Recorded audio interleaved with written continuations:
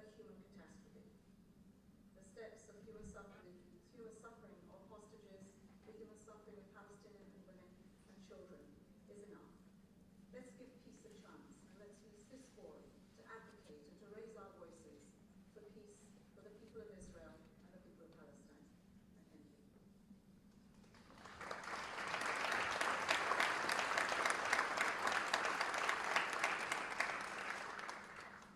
Thank you, Madam Deputy Secretary General. I have now the honor to invite His Excellency, the Under-Secretary General of the United Nations Department of Economic and Social Affairs, Lee Juan, to deliver his opening remarks. Your Excellency, Secretary of the President of the Republic of Italy, Your Excellency, Amina Mohammed, Deputy Secretary General of the United Nations, distinguished representatives of the member states, dear colleagues, ladies and gentlemen, it is a pleasure and honor to welcome all of you to the SDG 16 Conference 2024. I thank the permanent mission of the Italy to the United Nations and the International Development Local Organization for organizing this fifth edition of the conference with us. The conference comes to New York after 4 successful meetings in Rome. This move brings the discussion closer to the key intergovernmental processes, including a high-level political forum where SDG 16 will be reviewed. Today's conference aims at the 3 main objectives.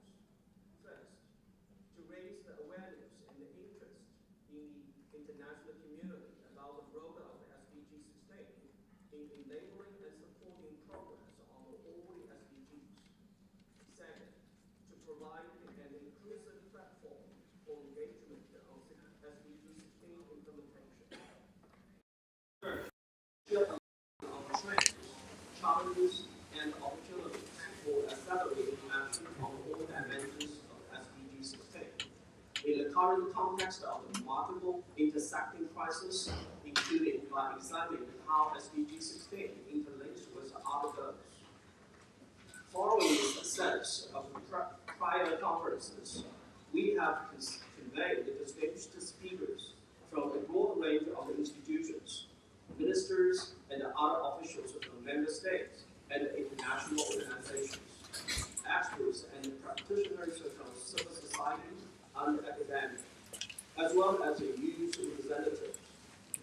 Through this, we aim to create a productive exchange of views among a rich mix of stakeholders. Excellencies, ladies and gentlemen, SDG 16 is foundational to the implementation of the 2030 Agenda. However, the progress on this goal has been inconsistent and unsatisfactory at best, as shown by the last Sustainable Development Goals report. Urgent action is needed to change course. I hope that your discussion will provide concrete, actionable ideas and recommendations for moving forward. I encourage you in your exchange to explore strategies for addressing the root causes of conflict, preventing and reducing violence, and promoting inclusivity to pave the way for more peaceful society. You can identify innovative approaches to strengthening the rule of law and access to justice, preventing and combating corruption, and promoting transparency, accountability, and integrity in governance. I will welcome your insight on innovations that can make the public institutions more effective and resilient to shocks, more participatory and inclusive, more forward-looking and able to steer societal change. And I also welcome your perspective on opportunity of building more inclusive societies that support trust among people and between people and their institutions. Excellencies, ladies and gentlemen, as I mentioned, SDG 16 will be reviewed at this year's LRTN, along with SDG 1, 2, 13, and 17. In addition to providing a platform for comprehensive review of the progress on SDG 16, the LRTN will also be an opportunity to highlight key linkages between SDG 16 and these other goals. And in September, the Summit of the Future will aim to advanced progress and commitments in areas closely connected to SDG 16, including future generations, digitalization, and social contracts. Your deliberations today can inform these processes. I look forward to the recommendations that will come from your discussions and the contributions that you will make to accelerating actions on the 2030 agenda. I thank you.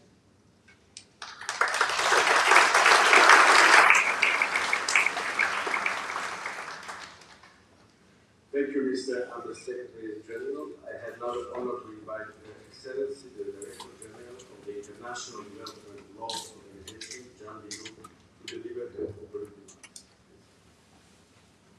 Your Excellency, President Nigella, Madam Deputy General, Vice Commissary, Undersecretary General, distinguished delegates, it is a pleasure to welcome you to the 5th SDG 16 conference on behalf of IDLO, a global intergovernmental organization dedicated to promoting peace and sustainable development through the rule of law.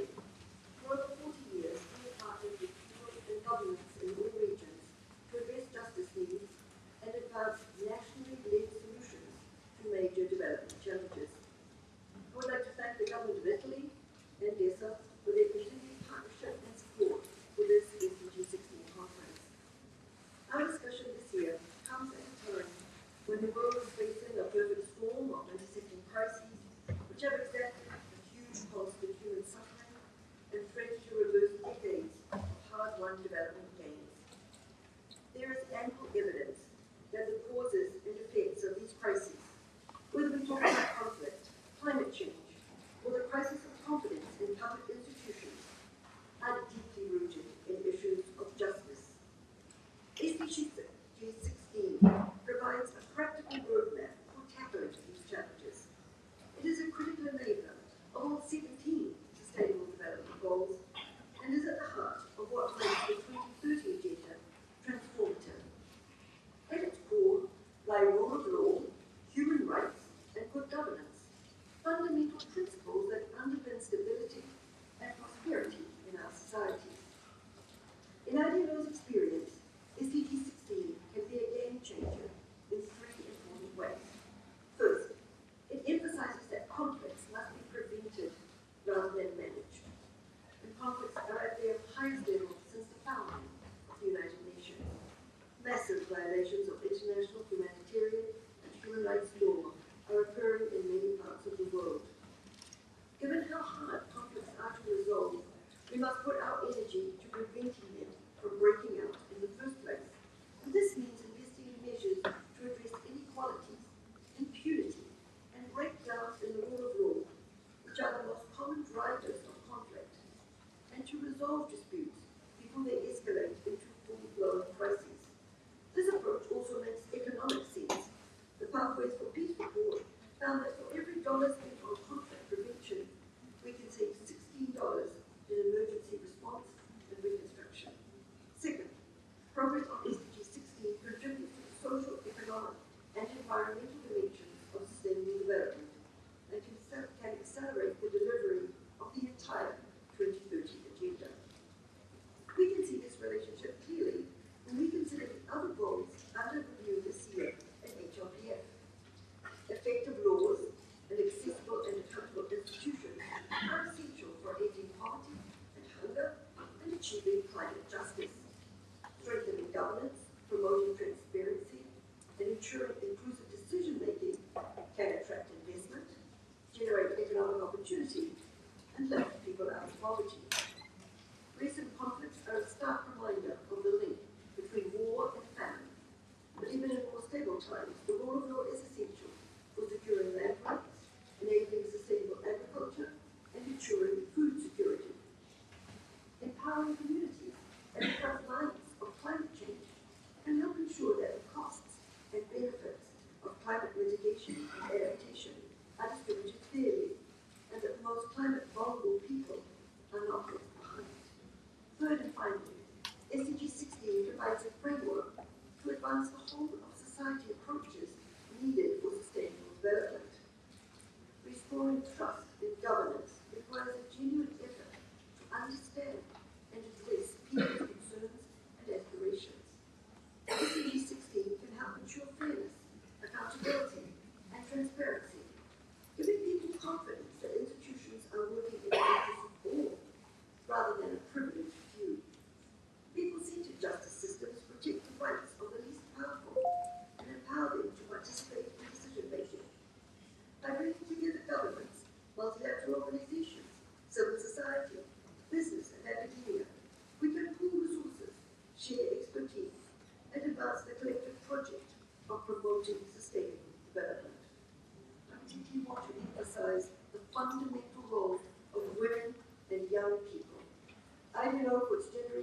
at the center of its mandate, promoting transformative measures to close the gender justice gap. We are also committed to engaging with young people as equal partners in building a better world for current and future generations. In these difficult times, it is sometimes easy to lose sight of the fact that positive change is possible and happening.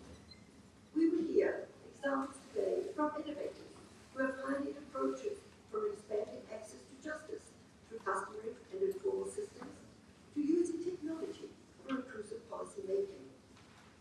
We must focus on such action-oriented solutions that can help to accelerate progress on SDG 16 and make a real difference in people's lives.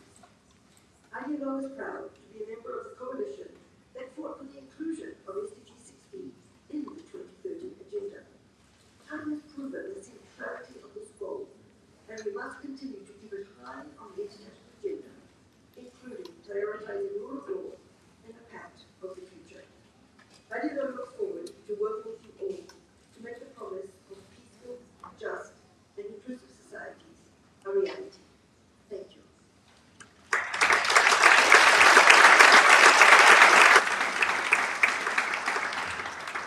Thank you, Madam Director General. Excellencies, this concludes this high-level opening session.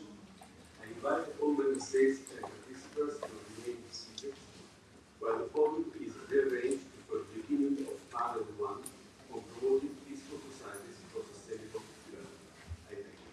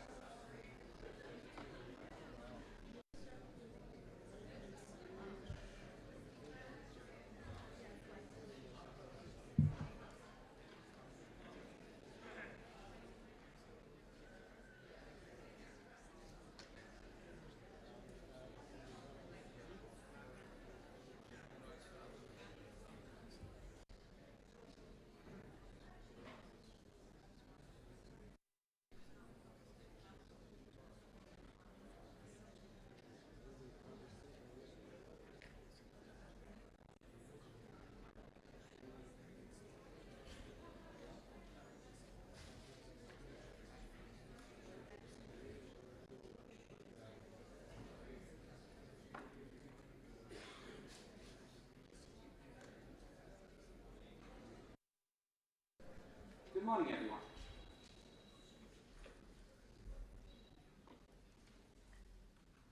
Excellencies, delegates, colleagues, first panel session on promoting peaceful societies for sustainable development. My name is Michael Collins. I'm Executive Director Americas of the Institute for Economics and Peace. I'm absolutely delighted to be here, and I'm both delighted and honored to be accompanied by His Excellency Pedro Comisario Alfonso, President of the Republic of Mozambique to the United Nations, currently President of the Security Council.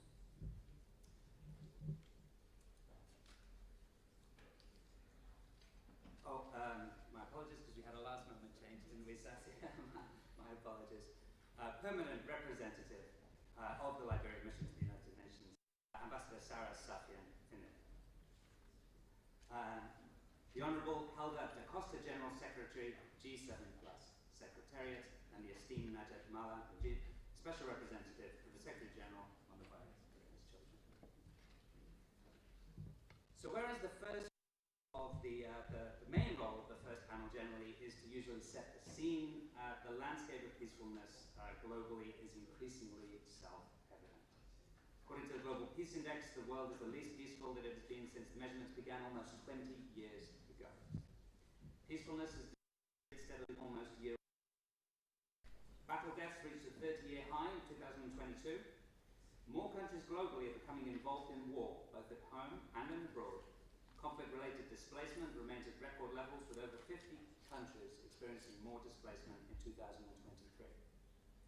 So although terrorism is now spread across fewer countries, it's become more lethal. Deaths from terrorism rising by over 20% last year. Even taking out the major attacks, it rose by 5%. Now, although safety and security measures have seen a slight improvement in 2023, including, for example, an ongoing improvement in homicide and violent demonstrations remain 30% higher than they did 15 years ago. Militarization trends that have been improving consistently are beginning to reverse, and the economic cost of violence globally amounted to over $17 trillion in 2023. That's over 10% of the world's GDP. So with numbers like this, it's easy to become securitized, and it is true that in a conflict or post-conflict situation, functioning institutions, low levels of corruption epitomized by the rule of law are foundational for improvements in peace. Now, it's also true that when these are the first to deteriorate, even in a peaceful country, a drop in peacefulness can often ensue. However, it's what's in the middle of these two extremes that ultimately determines a country's ability to remain peaceful or to sustainably improve its peace over time. Now, I'm personally not the biggest fan of the term sustainable development because of its broadness, but it is very much the meat of language, so to speak. I like to think of sustainable development as a tool to help and create and sustain a peace dividend. So what do I mean by this? So whereas the cost of violence in the least peaceful countries is an average of 30%, an average of 60% in the countries in most conflict situations, in the most peaceful countries, it's closer to 3%. So that's more than a tenfold difference. With improvements in peace, over a quarter of a country's GDP becomes available for productive use. Done well, sustainable development can. To do it well, it's critical to understand in a data-driven way the peace-building impact development policies and programs have on the social system in question, separated to a degree from the values that we each men espouse, since every social system. Further, I would love to turn to our esteemed panel, all of whom have got considerably more experience in this than I do, and I think can help really bring some sort of world perspectives to the numbers and the broad scenarios that I've shared. Your Excellency, Ambassador Safian Finit, held senior positions within the government of Liberia, as well as senior embassy positions around the world, including Liberia's permanent mission in Africa.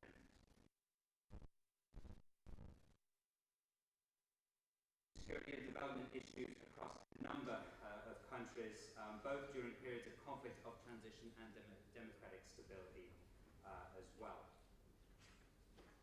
What do you think has worked best in terms of Liberia's approach specifically to implementing SDG 16? How would you evaluate the past support role of the United Nations in Liberia And what do you see as some of the broader ongoing challenges and opportunities when it comes to ensuring that development efforts lead to sustainable improvements in peace? Thank you, Michael, moderator, and other distinguished excellencies on the platform, delegates. First of all, I bring you greetings from my minister, Minister Sarah Yanti. She who has made it today, but because of flight inconvenience from Africa, that is why she's at presence here today. But she has designated him to represent her, and it's a very important section. So it's both a privilege and an honor to represent Liberia at this significant section of the SDG 16 High-Level Conference on Peace, Justice, and Inclusive for Sustainable Development. As we know, SDG 16 is a cornerstone for sustainable development, emphasizing the rule of law, access to justice, and accountable institutions. Its absence fosters injustice, incurring profound costs for both individually and socially. Cognizant of this critical nexus between peace and development, SDG 16 is not only a fundamental prerequisite for progress, but also an enabler of all other SDGs. Since the conclusion of the civil wars in my country, we have embarked on a transformative journey toward building a peaceful, just, and inclusive society. This commitment is deeply rooted in an understanding that sustainable peace is inherently linked with justice and inclusivity. We have seen firsthand how initiatives like the traditional Palava Hot meetings have been instrumental in fostering dialogue and understanding across various groups. Moreover, international partnerships have been crucial in fostering our state institutions through legal reforms and capacity building, thereby restoring public trust. Inclusivity remains central in the implementation of SDG 16, ensuring that every voice is heard and valued. Significant strides have been made in decentralizing governance, promoting gender equality, establishing anti-corruption institutions, and enhancing transparency in public administration. The active engagement of civil society organizations has also been pivotal in raising awareness about SDG 16 and holding the government accountable. As we approach the halfway mark towards the 2030 deadline, the urgency to advance our progress on SDG 16 becomes increasingly evident amidst global crises and constrained resources. Innovative strategies are essential for advancing the 2030 agenda. The upcoming Summit of the Future offers a pivotal opportunity to ensure that these best practices are captured. Excellency, distinguished guests, with just 7 years left to realize the 2030 Sustainable Development Goals, the urgency to adopt an exponential mindset cannot be overemphasized. This involves investing in justice systems that prioritize the well-being of our citizens, fostering peaceful and inclusive societies, and adopting a people-centric approach to justice that ensures no one is left behind.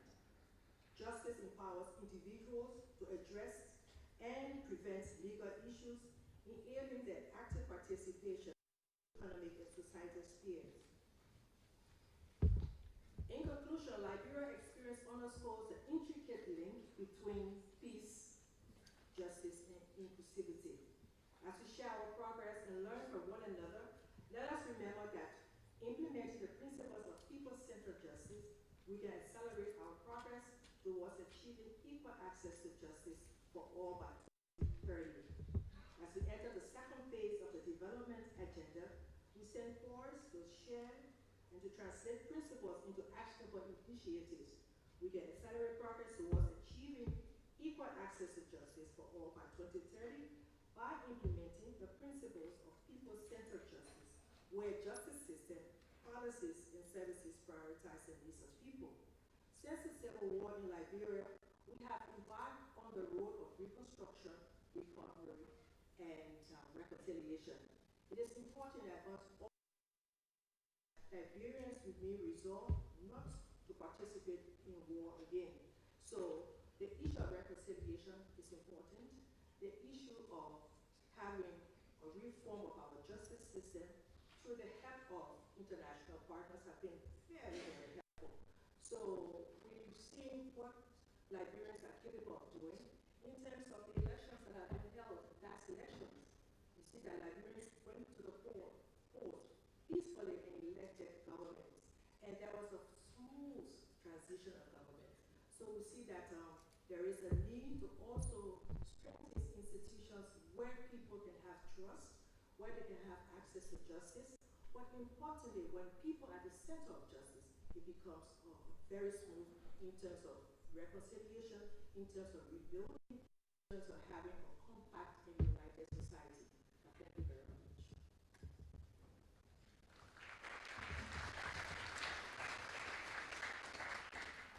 Excellent. Thank you very much, Ambassador Finnair, and congratulations very much so on the recent elections.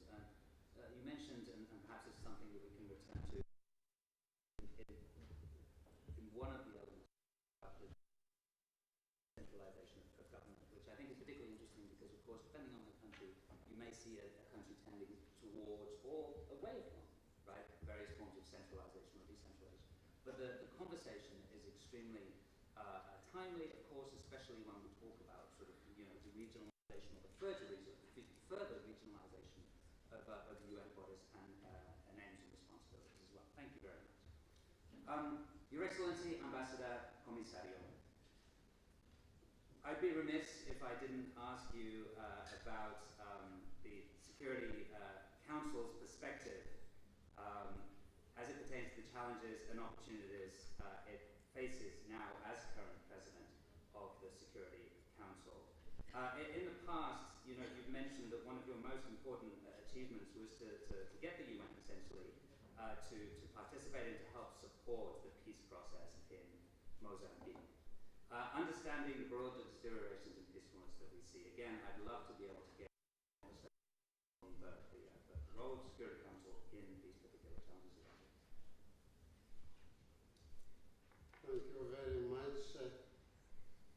Let me also thank the Permanent Mission of Italy, the United Nations Department of Social Affairs, and the International Development Law Organization for championing this important and timely reflection on the SDG 16 High-Level Conference 2020 under the theme Peace, Justice, and Inclusive Societies for Sustainable Development.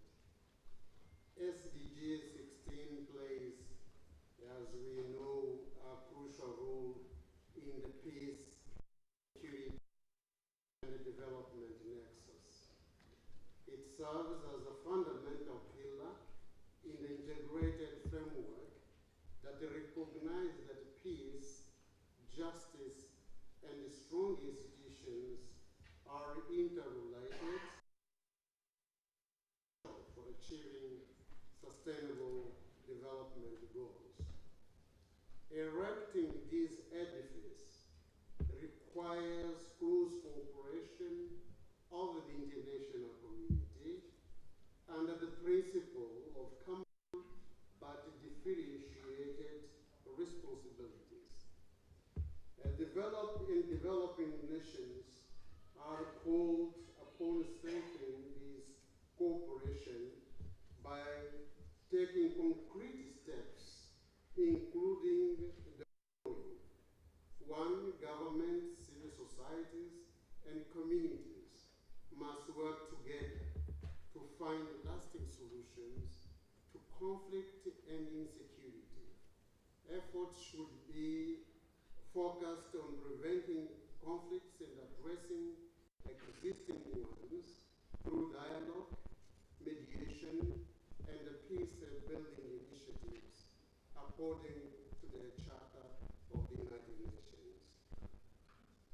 Two, upholding the rule of law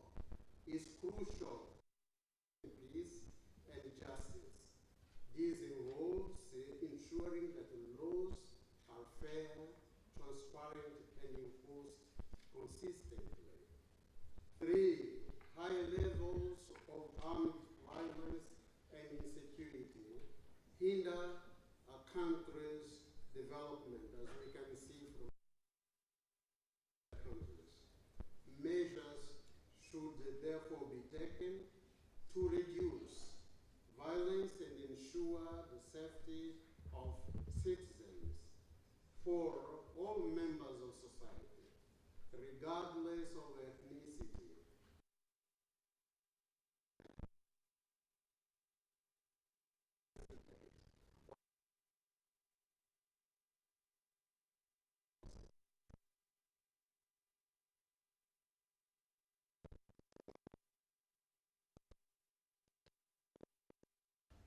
Five, corruption undermines institutions and corrodes public trust.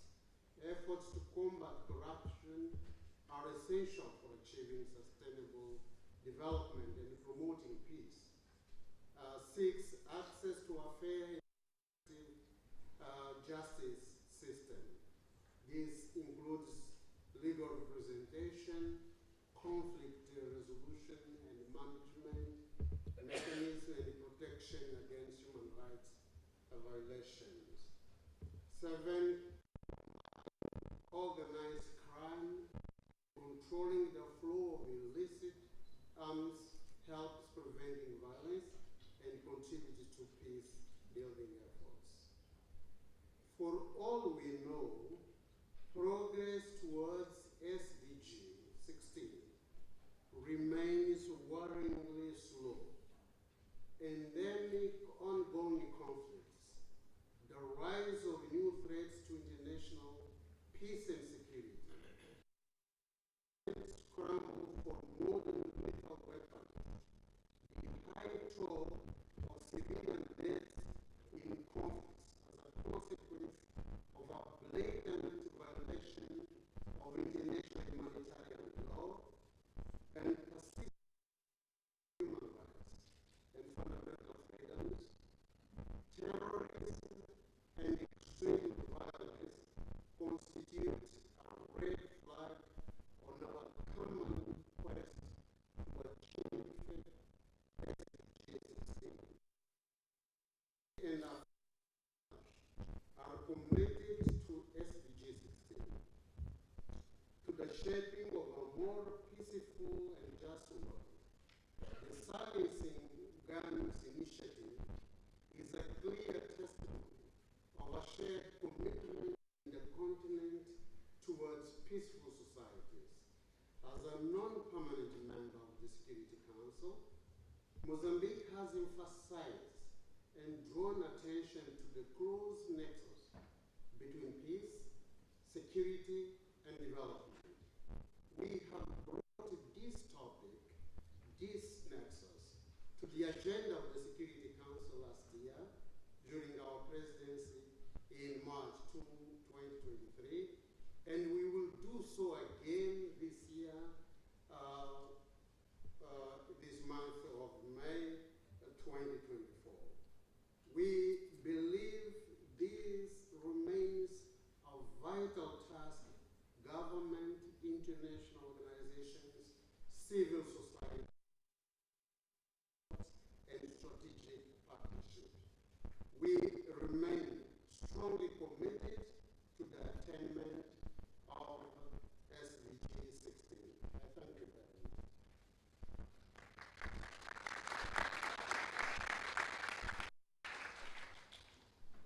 Thank you very much, Ambassador Comisario, for championing the SDG 16 agenda within the Security Council and beyond, and for further articulating this connection between peace, sustainable development, particularly acceptance of the rights of others and beyond. So thank you. General Secretary Da Costa, you have 30 years experience in development economics, agriculture, and aid effectiveness and management. G7 Plus was crucial in the adoption of SDG 16. It has advocated before and since then for a focus on national ownership, use of country systems, context-sensitive, flexible policies, and predictable aid. I would very much enjoy it if you could share perhaps some of the lessons learned by the collective experience of G7 Plus.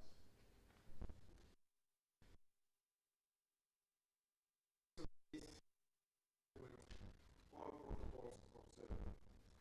On behalf of the group of 7 plus and intergovernmental group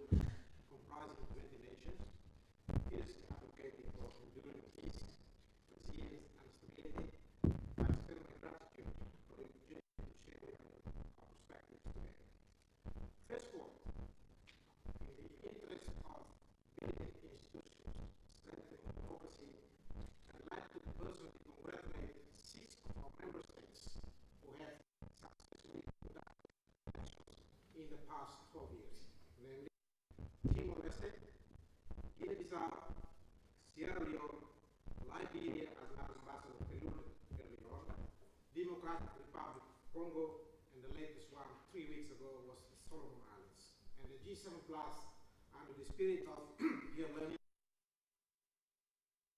mission to observe these elections, and the results are self-testament that there is a smooth transition to democracy and development in those countries. 5 lessons in 5 minutes to share with you. First, peace as precious commodity. It is a prerequisite for development. Second lesson, the imperative of peace, justice, and effective institutions in 2030. Third, the transformative power of truth, reconciliation, and national dialogue, as Madam Ambassador of Liberia mentioned earlier on. And fourth, we, the G7 Plus members, build the ground of man and natural crisis, man-made. And fifth, the collective aspirations for the future. Let me briefly elaborate each of them. While certain corners of the globe have enjoyed prolonged peace and stability, the G7 Plus members have faced the brutal truth. Peace isn't just a luxury. It has been the cherished aspiration of countries and communities for decades. Far for too many, peace has remained an elusive dream, a precious commodity they yearn for amid the turmoil of conflict and instability. It has remained an absolute prerequisite for social and economic well-being and hence development. As you may be aware of, we find nations that have been seldom experienced prolonged periods of peace, stability, and functional statehood. For these countries, the struggle for peace has been a constant battle marked by intermittent conflict and institutional fragility. You can name Haiti, but Haiti now is on the verge towards stability. Second, we have seen firsthand experience how the absence of peace creates institutional and economic fragility and injustice, plunging the nations into governance crisis and abject poverty.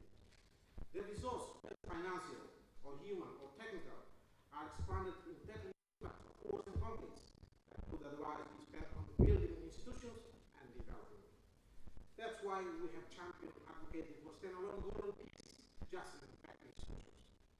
And we would like to thank the former president of Liberia, Madam Ellen Johnson Sirleaf, and the former chair of the G7 Plus, the Minister of Finance of Timor-Leste, who fiercely advocated for peace in this cause. Third, our hard-earned experience from wars and conflicts have taught us that unless these wounds are healed, societies and nations are condemned to cycles of instability. The trajectory of many G7 Plus countries bears testimony to this stark reality.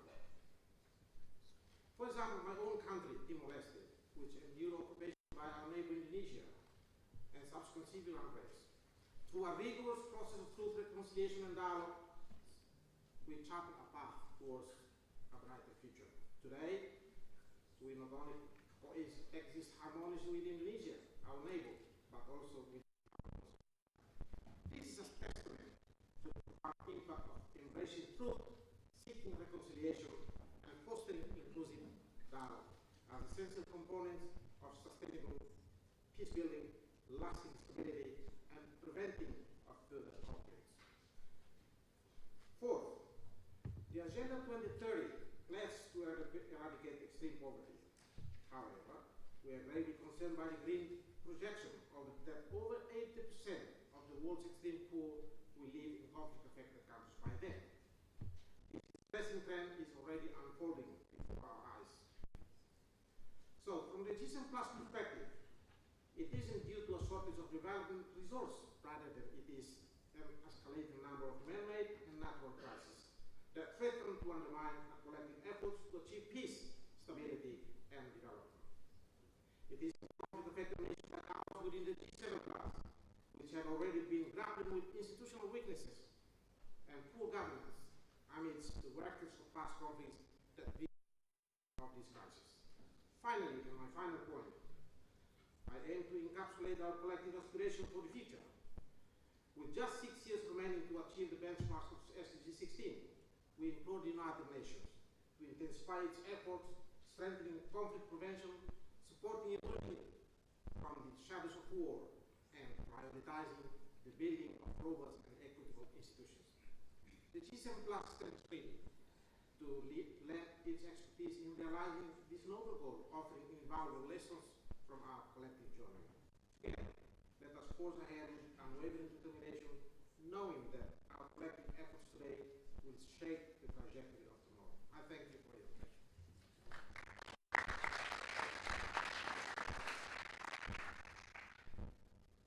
Thank you very much, General Secretary. I'd just like to pull out your comments, the impact of commissions and commissions.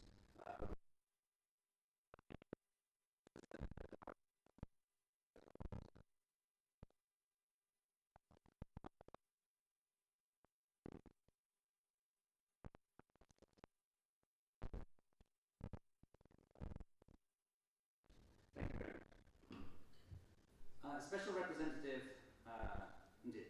Nada, I have my space where I was going to ask you my question. I've really struggled with this one in particular because, you know, as adults, I think we can all share a burden for the way that we currently see the world, including the, you know, the peace and conflict that we see. We each share responsibility. The children have no responsibility for that. And it's heartbreaking in any instance, and for everyone, to see the images of traumatized children in conflict. So, Nadia, I'd just like to open this space. Please talk to us about the importance of protecting children's lives.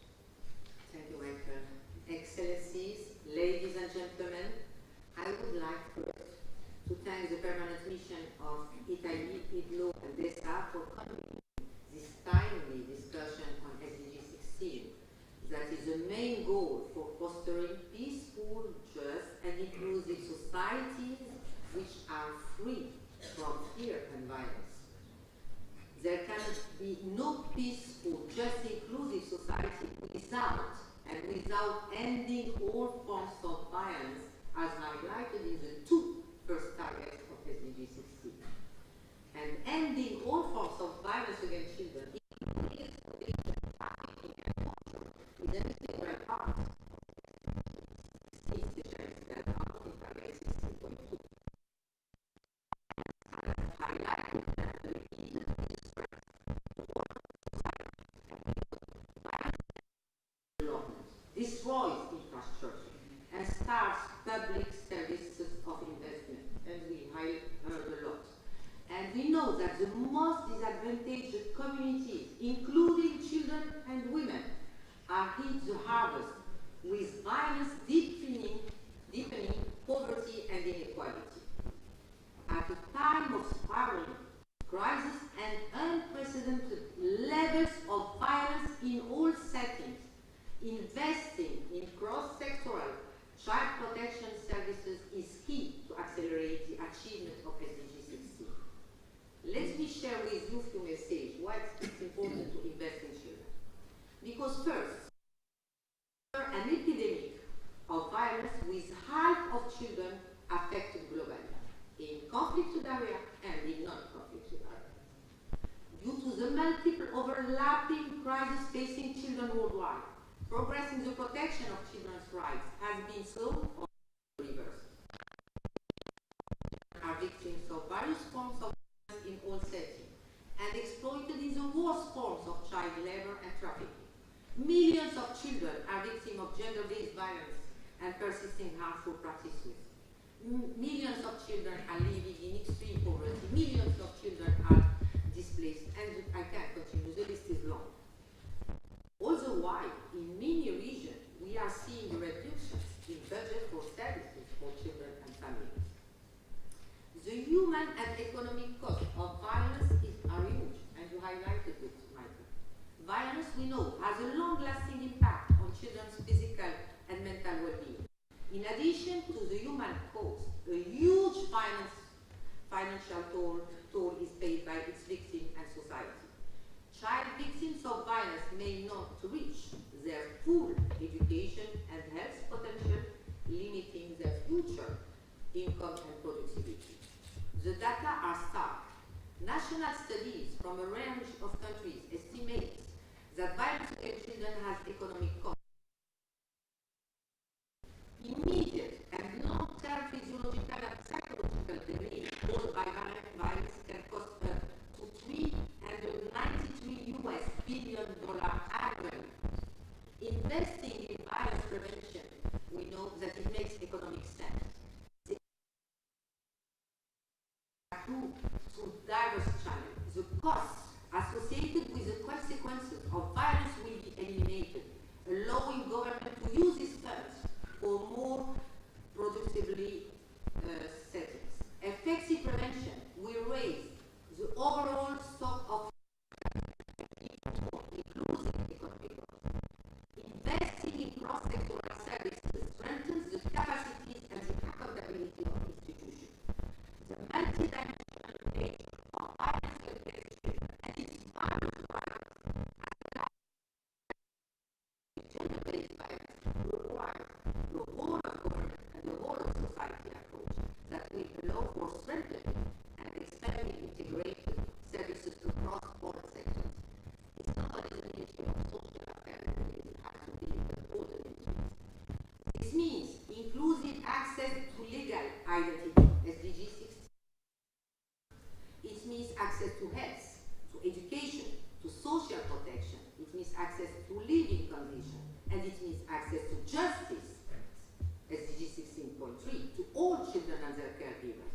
This means strong institutions and services that are accountable, easily accessible to children, child and gender sensitive, and leaving no one behind. This means also involving and empowering communities, families, youth and children that will allow developing a culture of peace and openness. Investing in cross-sectoral services empowers children. Worldwide, children are increasingly at the forefront for initiating positive social change and for sustainable peace. If we invest in the empowerment of all children since the early age, including through their active and safe participation and engagement in line with SDG 16.7, we can bring enormous gains, not only for children, but for societies at large and for future generations. I remind that the children of today are parents of the future generation. Less than 6 years remain to achieve the 2030 agenda. Evidence-based and cost-effective solutions to prevent and respond to all forms of violence in all settings against children do exist, but they need to be scaled. Investing in cross-sectoral child and gender-sensitive services has a high return and is an accelerator of the SDGs, which will allow for building just, inclusive, peaceful, and safe society. So let me end by encouraging all states and all partners to ensure that children are not seen as a problem to resolve, but as an asset to invest on. And investing in children and in their well-being and in their protection and in their development has to remain a priority at national, regional and global levels, including during the intergovernmental process, high-level political forum, Summit for the Future and Pact for the Future. Many thanks for your attention.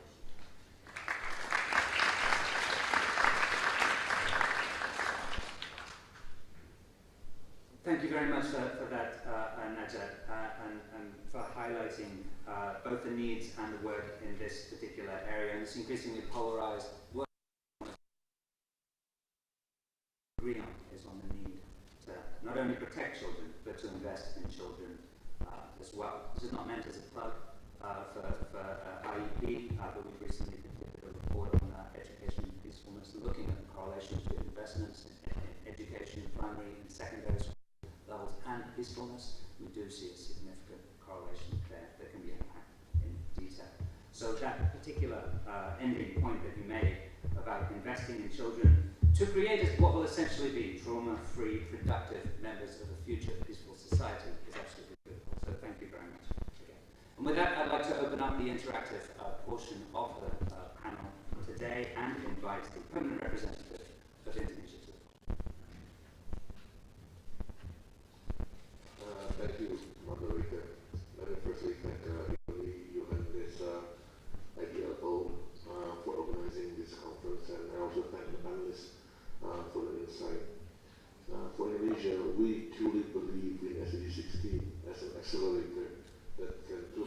sustainable development.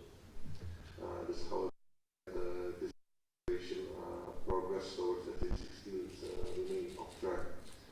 Hence, policy on SDG 16 through innovative whole of society approach is thus an imperative.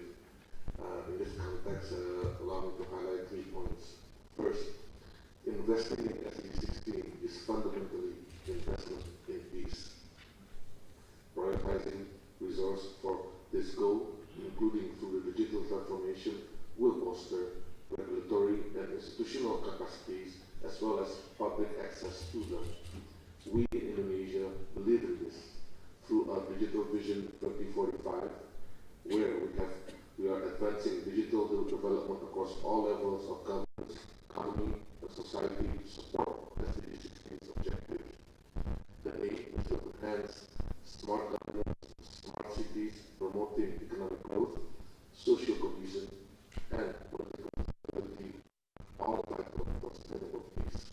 Second, to advance inclusive societies, we should pioneer innovative approaches to address socio-economic disparities. For Indonesia, this includes investing in financial inclusion, including through digital financing platform. 64% of Indonesia and SMEs are led or owned by women. In the last 8 years, microfinancing worth more than $45 billion has been distributed to more than 18 million women entrepreneurs. Not only this has led to a more resilient economy, it has also brought many other benefits, including reducing domestic violence. By narrowing the gender gap through innovative means, we pave the way for a more peaceful and inclusive society. Third, achieving SDG 16 expands civic space for a well-functioning democracy. Indonesia is promoting multi-stakeholder partnership by actively involving communities and NGOs at every level of development, planning, and governance.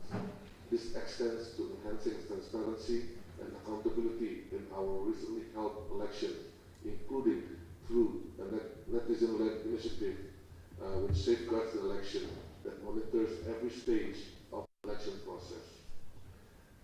Finally, let me just highlight that as the world grapples with growing distrust, principles and values of SDG 16 stands as a beacon of hope, not just at national level, but also how we do business at global level.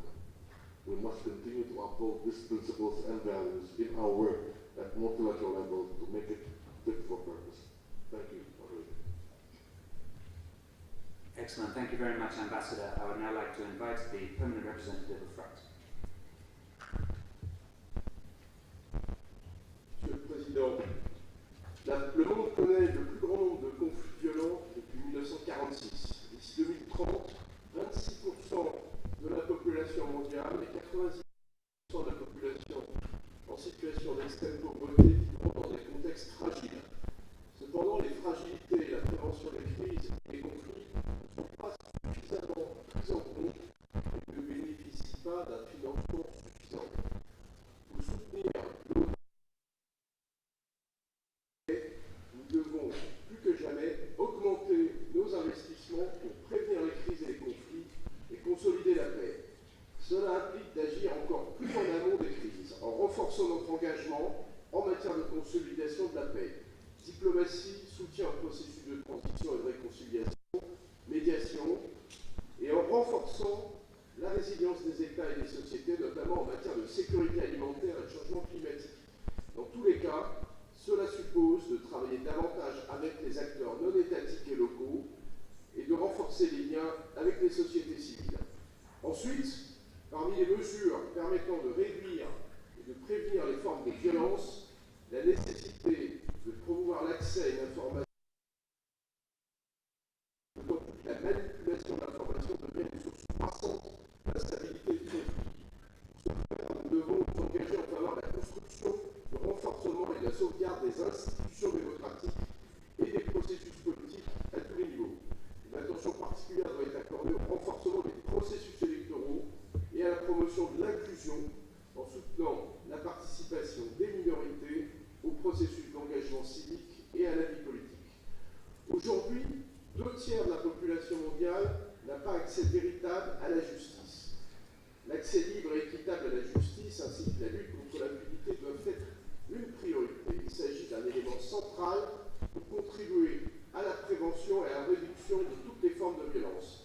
La France s'est engagée dans cette voie, par exemple en soutenant la Cour pénale internationale, mais aussi des processus locaux tels que le tribunal pénal spécial de Bangui.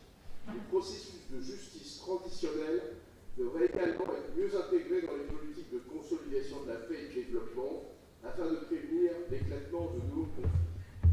Nous considérons également que l'éducation est un vecteur fort d'un monde pacifique et prospère, en particulier face à la multiplication des crises. Conformément à sa stratégie internationale en matière d'éducation, la France poursuivra ses efforts en la matière. Enfin, la paix sera d'autant plus durable si elle est le résultat de processus inclusifs.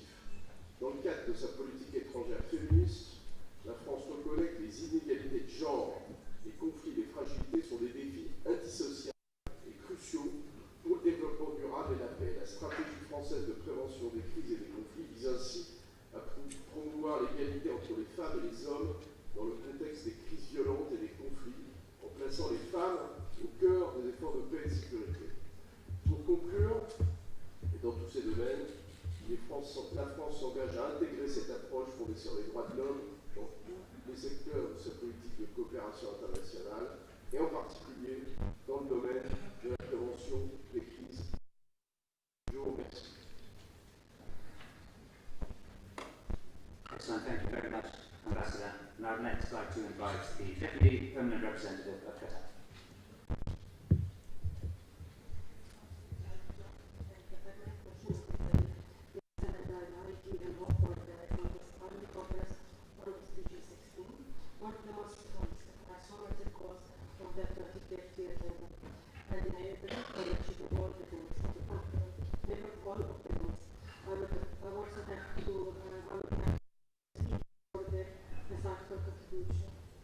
Regarding the first question, and drawing from the experience of the state of Qatar, we believe that proactive investment in SDG 16 has effectively addressed the root causes of conflict and violence.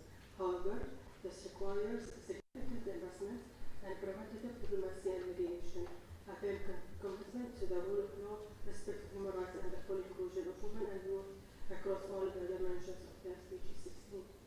With the investment of over $6.4 billion in more than 100 countries, Qatar's active role in humanitarian aid and development efforts focuses on addressing the root causes of conflicts.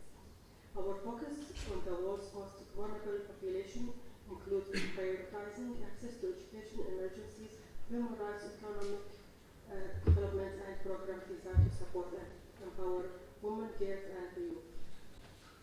Furthermore, Qatar allocates funds towards peace building and as an incentive to effectively prevent conflict and support peacemaking, contributes to the achievement of just and inclusive societies.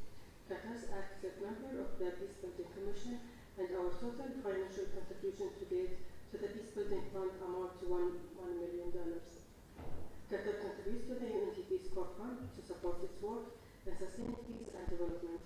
Furthermore, recognizing the closure of the UNDP Accelerator Labs, we co-launched this initiative with UNDP, Germany, and Italy in 2019. In the context of SDG 16, often recognized as one of the difficult goals to monitor, the labs are experimenting with ways to define and measure what good public service look like for its citizens. We are proud to have contributed $30 million to this effort.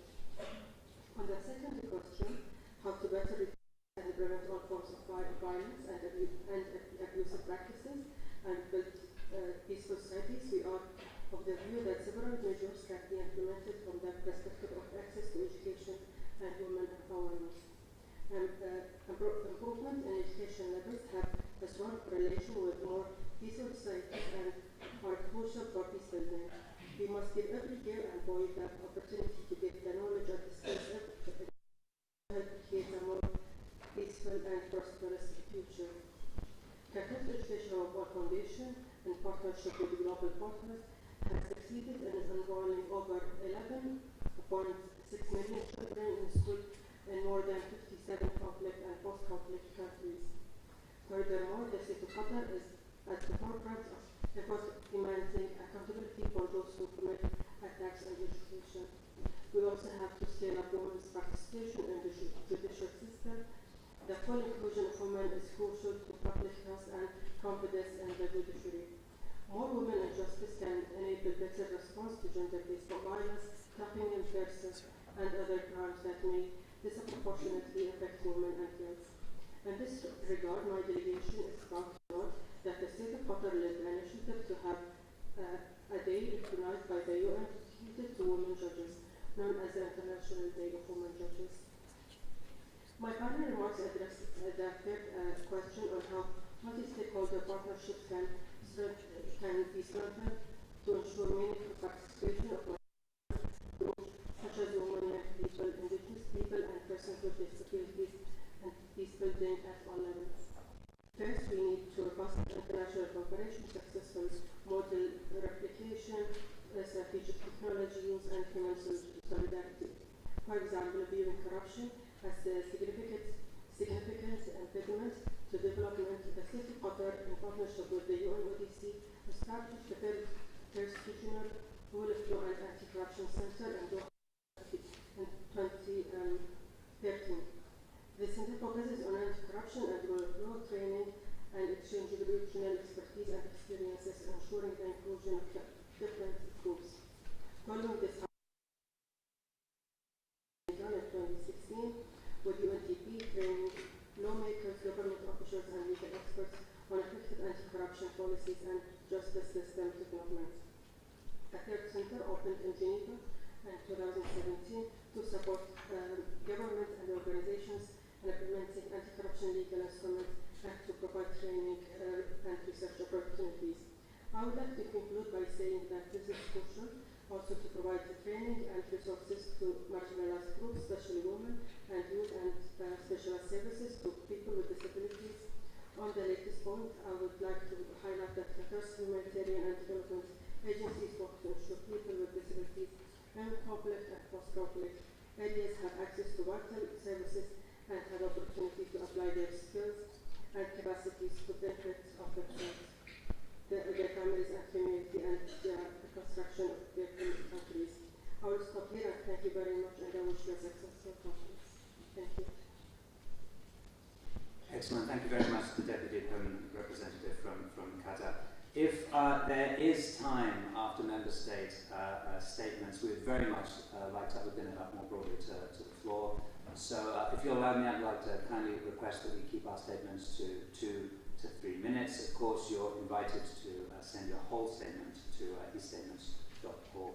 And with that, I would like to invite the Permanent Representative of Croatia.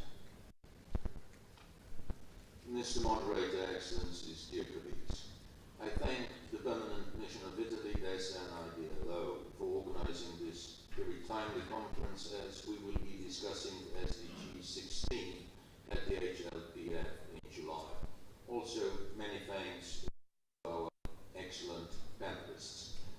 As time is short, as you mentioned, I will address just briefly 4 points. 1. I agree with France that investing in institutions that uphold the law and provide access to fair and affordable justice is crucial. Well-functioning institutions ensure disputes are resolved justly, peacefully, and help to avoid violence and revenge. 2. I also agree with Indonesia that addressing inequalities and promoting social inclusion through education, equal opportunities, and participation in decision-making processes reduces tensions and creates a more stable society. 3. We have to improve addressing of root causes of conflict. Conflicts often arise from competition over scarce resources. Investing in sustainable development practices like renewable energy, sustainable agriculture, and change mitigation reduces competition and promotes cooperation over shared resources. 4. Early warning and conflict prevention are essential. Investing in prevention is significantly cheaper than responding to conflict. upcoming Summit of the Future and the review of peace-building architecture in 2025 are unique opportunities to strengthen the Peace-Building Commission and focus its work towards prevention. I thank you. Excellent. Thank you very much, Permanent Representative. I would now like to invite the Permanent Representative from the Democratic Republic of the Congo.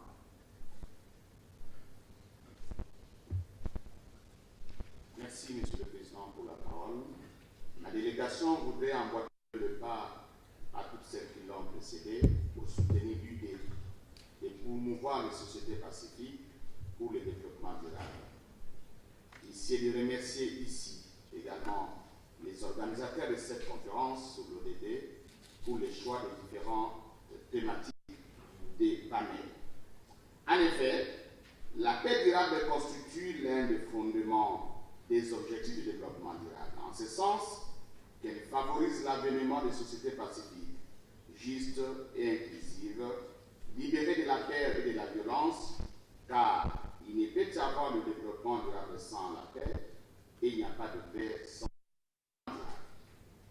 Monsieur le Président, la paix, la stabilité des droits humains et une gouvernance efficace fondée sur l'état de droit sont des vecteurs essentiels pour le développement durable. Il vise à réduire largement toutes les formes de violence et à œuvrer aux côtés des gouvernements et des communautés afin de trouver des sociétés durables au conflit et à l'insécurité. Monsieur le Président, comment peut-on atteindre le progrès social, économique et environnemental et jouer un rôle important dans la création des conditions des sociétés pacifiques et justes et inclusives dans un monde déchiré par des conflits armés récurrents? C'est ici, Monsieur le Président, l'occasion pour ma délégation d'affirmer le rôle et les mandats reconnus à l'Organisation des Nations Unies dans le maintien de la paix et de la sécurité internationale, tel que confirmé dans sa charte. Monsieur le Président, ma délégation profite de cette occasion pour une nouvelle mise en évidence de la situation particulière de la République démocratique du Congo qui fait face à une agression, comme vous le savez, à sa partie est, nonobstant les mécanismes mis en place par le processus de paix de Nairobi pour une paix durable. Monsieur le Président, dans le même ordre d'idées, ma délégation tient à affirmer qu'investir dans l'ODD 16 passe d'abord par le respect de tous les États membres de l'ONU, de tous les principes pertinents du droit international, dont certains ont été consignés dans la Charte des Nations Unies, notamment l'interdiction de la menace ou l'emploi unilatéral de la force dans les relations internationales, le respect mutuel de l'intégrité territoriale et de la souveraineté des États, la non-agression, la non-émission dans les affaires intérieures des États, et pour ne citer que cela. Pour conclure, Monsieur le Président, ma délégation estime que la dynamisation du programme 2030 pour l'accélération de tous les ODD demeure l'approche possible pour parvenir à des sociétés pacifiques, justes et. Pour terminer, la République démocratique du Congo tient à signaler que l'atteinte à l'ODD 16 demeure difficile dans le contexte actuel.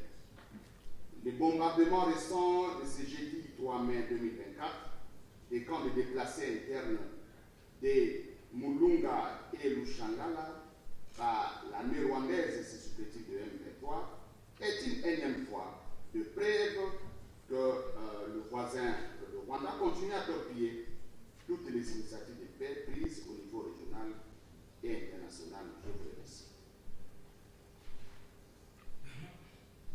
Excellent. Thank you very much, Permanent Representative. I would next like to invite the Permanent Representative for Eritrea.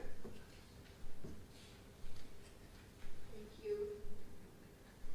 Good morning, Michael, and my excellencies, ambassadors, and fellow delegates. Allow me to extend my delegation's appreciation for the privilege of participating in this consequential gathering centered on the SDG 16. We commend the efforts of the Permanent Mission of Italy to the United Nations and the United Nations Department of Economic and Social Affairs and the International Development Law Organization for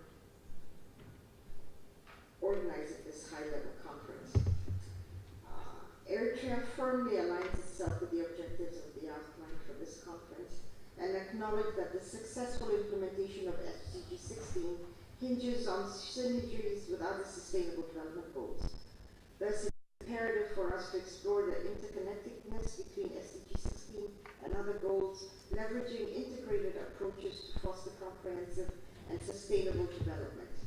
As we confront unprecedented global challenges, including multifaceted crises, the significance of SDG 16 as a cornerstone of sustainable development cannot be overstated.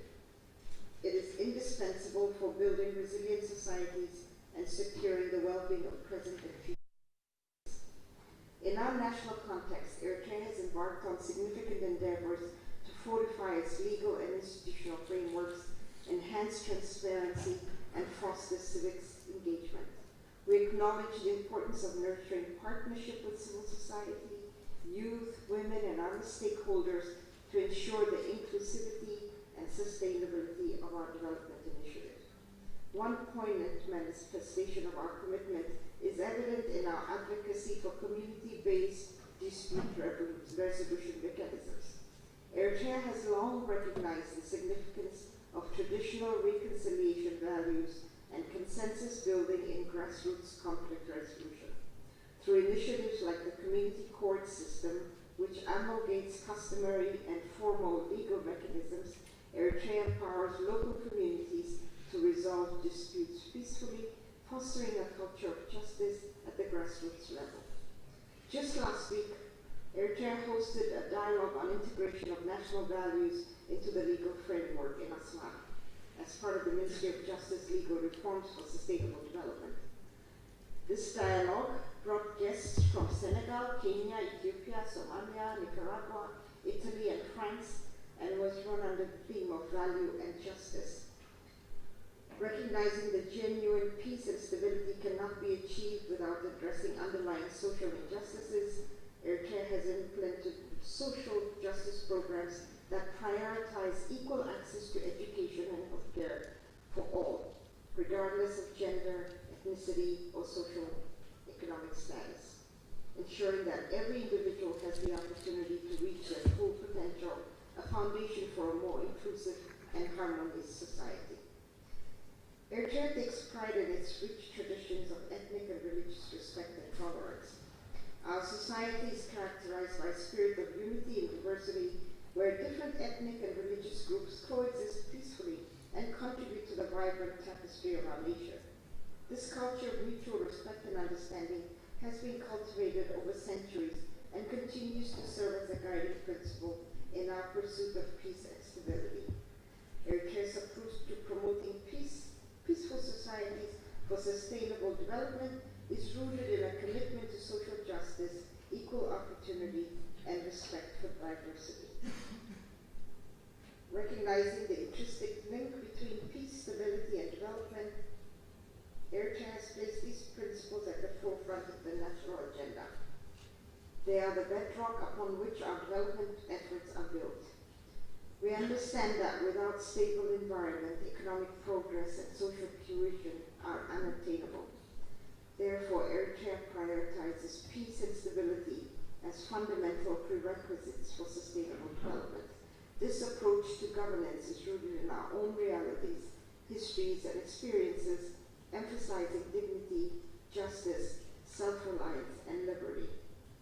And as you said, Michael, every social system is unique. The internal peace and stability that Eritrea enjoys are not incidental, but the result of unity forged during our long liberation struggle. Our culture fosters harmony among the diverse nature of Eritrean society, challenging the notion that diversity inevitably leads to instability. Eritrea stands as a testament to the transformative power of peace and stability in driving sustainable development. We recognize that peace is not merely the absence of conflict, it's the precondition for successful development. And our pragmatic approach supports strong national unity, creating the necessary conditions for peace. With abundant human resources, a strategic location, and prevailing peace, Eritrea is poised for development, progress, and improvement, and reiterates the commitment to advancing SDG 16 and stands prepared to collaborate with the international international community in pursuit of our shared aspirations for a more peaceful, just, and sustainable world. I thank you. Excellent. Thank you very much, Ambassador. So it's 12:05. We have three interventions from three member states before opening it up for the floor. If we're able to keep it to the 2-3 minutes, that will provide ample time for broader discussion. Thank you very much. And with that, I would like to invite the permanent representative, Ivan. Thank you, Chair, and thank you to Italy for convening this high-level conference on such an important topic at such a pivotal time, including its SDG 16 is one of the goals under review at this year's HLPF. Thanks also to the panellists for their insightful interventions, which truly gives us food for thought on this important topic. Let me begin by stressing that SDG 16 cannot be viewed in isolation, in a silo. Building and sustaining peace is hugely important. It's intrinsically important to the delivery of the 2030 Agenda. Conflict, violence and inequality fractures our countries and societies and is a major barrier to sustainable development.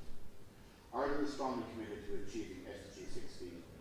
Our record of engagement in conflict prevention and peace building, including our support of the Peace Building Commission and the Peace Building Fund, speaks to this.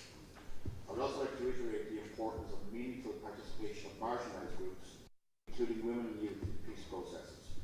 This is something Ireland strongly promoted during our term on the UN Security Council, including by having the briefest presence to the Council on the situation on the ground and the locally driven solutions that really need support from the Council and from the UN system. In my country, we have witnessed the transformative impact women have had on the Northern Ireland peace process. The evidence is clear globally. Women's involvement in peace building and mediation leads to lasting positive peace that goes well beyond just the size of countries. This conference today is an opportunity to discuss how we can advance SDG 16 in upcoming fora, such as the Summit of the Future, and also the review of UN's Peace Building Architecture 2025, and also to drive action on the ground. You can count on Ireland's support in pushing this agenda forward. Thank you.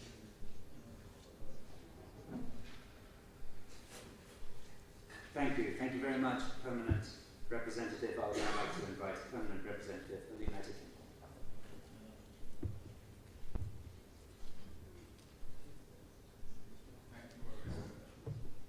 Thank you, Moderator, and a big thanks to our Italian colleagues and institutional partners for convening this important discussion and to the panel for their remarks as well.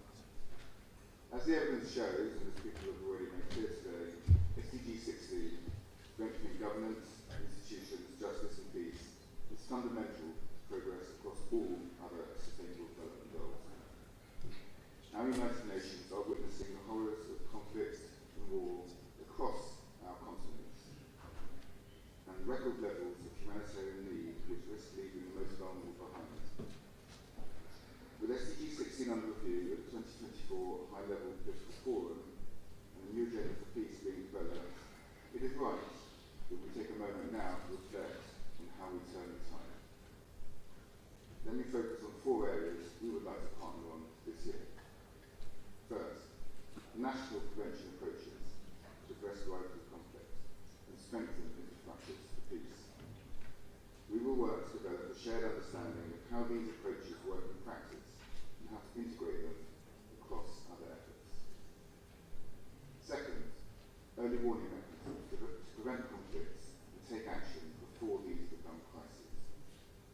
We should embed early warning mechanisms into national approaches and ensure that society, marginalised groups, and the most vulnerable are able to contribute. Third, women's participation and leadership in decision-making on peace and security, including participation of women's rights organisations. Evidence shows that including women in peace and development processes leads to lasting and sustainable peace. And finally, tackling illicit finance and corruption.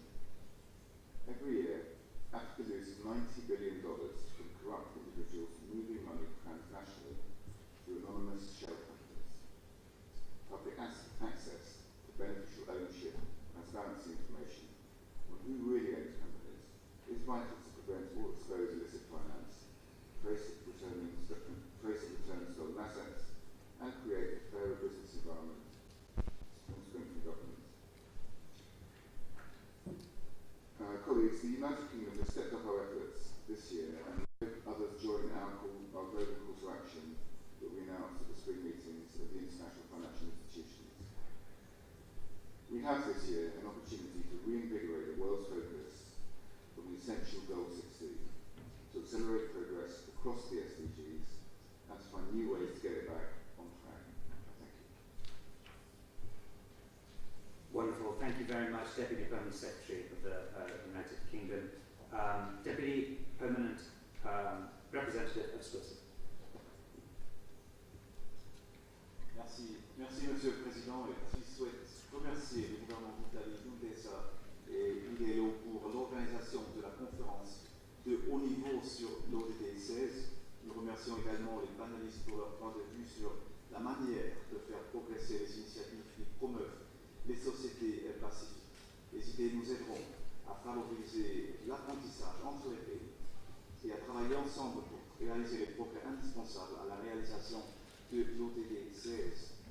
Avec tant de conflits en cours, nous avons tendance à oublier dans nos conversations l'impact dévastateur et généralisé de la violence sur les individus et les sociétés. On a aussi tendance à oublier l'impact sur les conflits armés que nous témoignons chaque jour aussi au Conseil de sécurité. Et lorsque les communautés connaissent des taux élevés de violence, les efforts déployés pour développer leurs économies et leurs institutions sociales sont menacés par la peur de la destruction et le sentiment d'exclusion et de discrimination. Donc au niveau individuel, le rétablissement de la dignité et de la confiance dans la communauté et les institutions reste essentiel. La présence de niveaux élevés de violence est souvent enfin un obstacle au progrès en matière de réduction de la pauvreté et de la faim, d'amélioration de la santé, de lutte contre les inégalités entre les hommes et les femmes et des processus décisionnels inclusifs. Donc les défis liés à la réalisation de l'ODD 16 concernent tous les pays. Par exemple, dans les pays historiquement pacifiques comme la Suisse, la violence interpersonnelle continue de faire des ravages dans la vie quotidienne des gens et dans le bien-être général de la société. En tant que co-présidente du groupe de travail Halving Global Violence, les Pathfinders, la Suisse a insisté sur l'importance d'établir une étude de cas pour la réduction de la violence par le biais d'une analyse systématique des coûts associés à la violence. Et avec l'Afrique du Sud et le Costa Rica, nous allons commenter une étude pour évaluer les coûts de la violence dans nos pays. Les résultats de ces études montrent qu'au-delà de l'impératif moral de lutter contre la violence, les pays ont un intérêt financier à le faire. La prévention de la violence coûte beaucoup moins cher que la remise en état d'une société après les manifestations et les incidents violents. Dans le cas de la Suisse, cela signifie qu'il faut investir dans les initiatives pratiques qui renforcent l'autonomie des femmes, apporter un soutien aux victimes de violences domestiques et fournir des données détaillées et ventilées par sexe sur les cas de violence entre partenaires intimes dont nous savons aujourd'hui qu'elle est l'une des formes de violence les plus coûteuses auxquelles la Suisse est confrontée. Le 1er juillet 2024, le Costa Rica, l'Afrique du Sud et la Suisse, ainsi que Pathfinders, lanceront à Genève le rapport phare Halving Global Violence. Ce sera l'occasion de souligner que les investissements judicieux dans la prévention de la violence peuvent donner des résultats concrets qui réduisent la violence et accélèrent d'autres formes de développement. Nous espérons que d'autres pays s'inspireront des résultats de ces études. Et nous avons appris, et les faits le confirment, que la violence est universelle et coûteuse, mais elle n'est pas inévitable. Je vous remercie. Excellent. Thank you very much, Deputy Permanent Representative. And with that, I would like to invite requests from the floor. The first request coming in from the Permanent Representative of Sri Lanka. Thank you, Chairman. Chairman, since the adoption of SDGs in 2015, although significant efforts have been made, we have seen uneven progress across the different goals and regions. It is therefore necessary that we engage in dialogue, exchange best practices, and work collaboratively at the national and international levels to address these challenges and promote peace, justice, and strong institutions globally.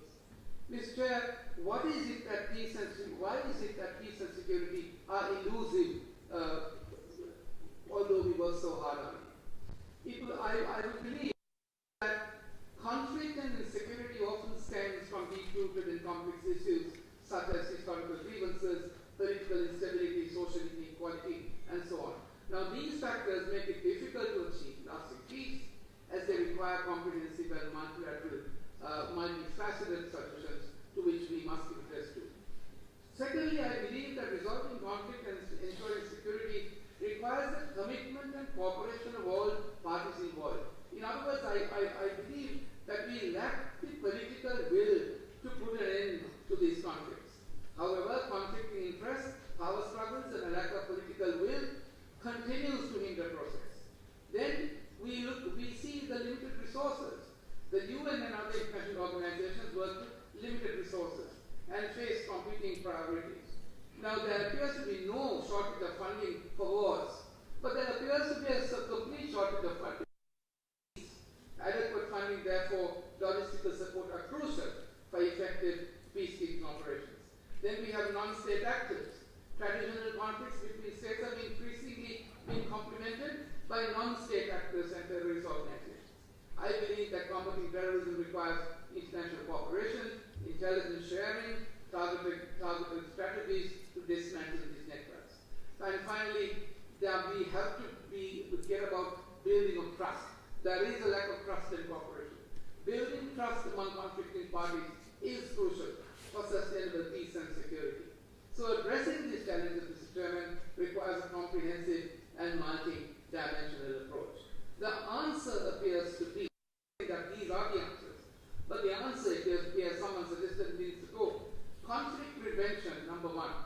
Diplomacy and multilateral cooperation. Sustainable development. Human rights and the respect for the rule of law. Disarmament and non-proliferation, however hard it may be. Addressing the root causes.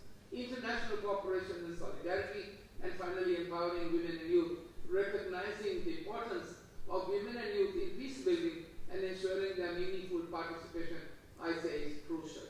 Mr. Chairman, therefore, it is important to note there is no one-size-fits solution for all, and the approaches must be tailored to specific context. The answer lies in sustained commitment, collaboration, collective action by governments, international organizations, civil society, and individuals to address the complex challenges to peace and security. Thank you. Excellent. Thank you very much, Permanent Representative from Sri Lanka. And as further requests from the floor come in, we invite you, you can make a request via your monitor and your name will pop up for questions. I'd like to take your comments perhaps as an invitation to expand on your particular questions about why this is so elusive. Of course, if we had the answers, we'd definitely be making a lot more progress than we are. I mean, I'd like to say that one of the things that we continue to find the challenge is the systemic nature and all of the different complexities between all of the core elements that you mentioned before. I mean, broadly speaking, on the lack of political will, and this is just a personal opinion, I feel that oftentimes we need to bear in mind that a lack of political will is, on many occasions, due to the fact that it's not popular. It's not popular, right? Those decisions would not be popular and would not be adopted by the population in general. So again, testament to the need to consider the broader underlying socioeconomic impacts. As we wait for additional requests to come to the floor, I'd like to turn it back to our panelists potentially for 1 minute closing thought. The Institute for Economics and Peace, the organization I work with, collaborates very closely with a number of civil society organizations that do considerable work supporting the work of the United Nations and global governance generally, including, but by no means limited to, the Global Governance Innovation Network, Alliance for Peace Building, and others. And in their convenings, they often talk about, breakthrough groups as opposed to breakout groups. And acknowledging the upcoming HLPF, acknowledging the Summit of the Future, Ambassador Pinea, I was just wondering if I could turn it back to you for a minute's closure on what would you like to see as a particular breakthrough over the next year, especially in the lead up to the review of the Peace Building Architecture. Thank you, Michael. First of all, I'd like to say, on behalf of my minister, thanks to the organizers for having this conference at this time, on the eve of the Pact of the Future high-level SDG conference that are coming up in September. It is important that we keep focus on SDG 16. It is important for us to also to have concerted efforts and to be able to realize that the SDG 16 is fundamental. It's a cornerstone for all other SDGs because it talks about the justice for all, rule of law, accountability institutions. Those aspects have to be put in place for people to have trust in the system. And there is a need for political will as well, because nationally, people at the helm of power should be able to know that how important SDG is for the development of the people. So it is important that our national government come together, realize it, work together with civil society organizations, because we see strong civil society organizations that are making government to be accountable. So there is a need also to empower them.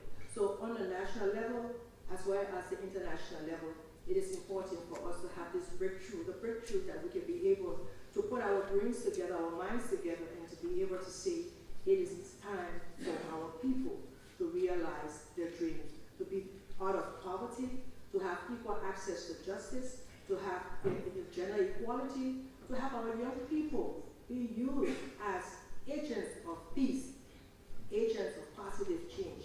And that's what is being done as we see in the world today. That young people, because of lack of employment, they are being used for agents of instability. So we all do know that how important it is for us to come together, work together for the good of the common world. Thank you very much. Excellent. Thank you very much, Ambassador. And with that, I'd like to hand over in 1 minute or less, Ambassador Comisario, please, your final thoughts. Thank you very much. No, I just wanted to emphasize one aspect of my own statement to the fact that we are lagging behind the implementation of SDG 16 as with other SDGs. In our view, these reflects the need for more cooperation, for more international cooperation. I said that this should be undertaken under the principle of common but differentiated responsibilities. We have common values, but we need the principle of cooperation and solidarity. This is what I would like to stress as my final remark. Thank you. Excellent. Thank you very much, Ambassador Comisario. Secretary General da Costa. Thank you, Michael. 2 points, 2 quick points. First, SDG 16 is a political goal and needs political commitment.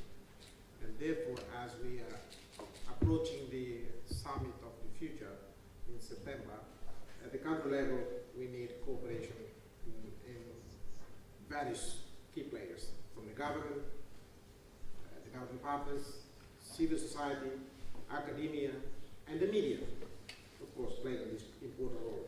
So promoting peaceful means to resolve existing conflict is crucial for the SDG to achieve 2030.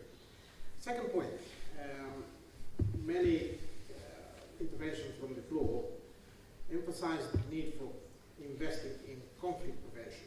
But the damage is already done.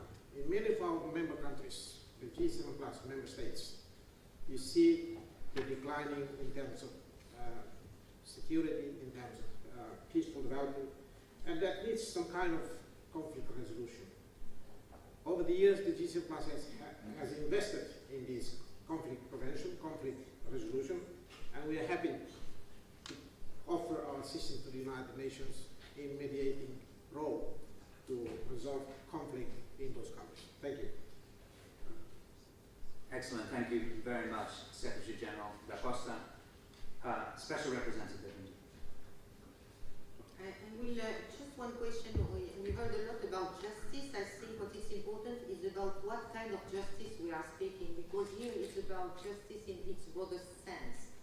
Because when we are requesting, and calling for justice is about not only penal, criminal justice, yes, it's needed, but also social and climate justice. And I think it's really important to have it in mind if we need to have this peaceful, just, inclusive society.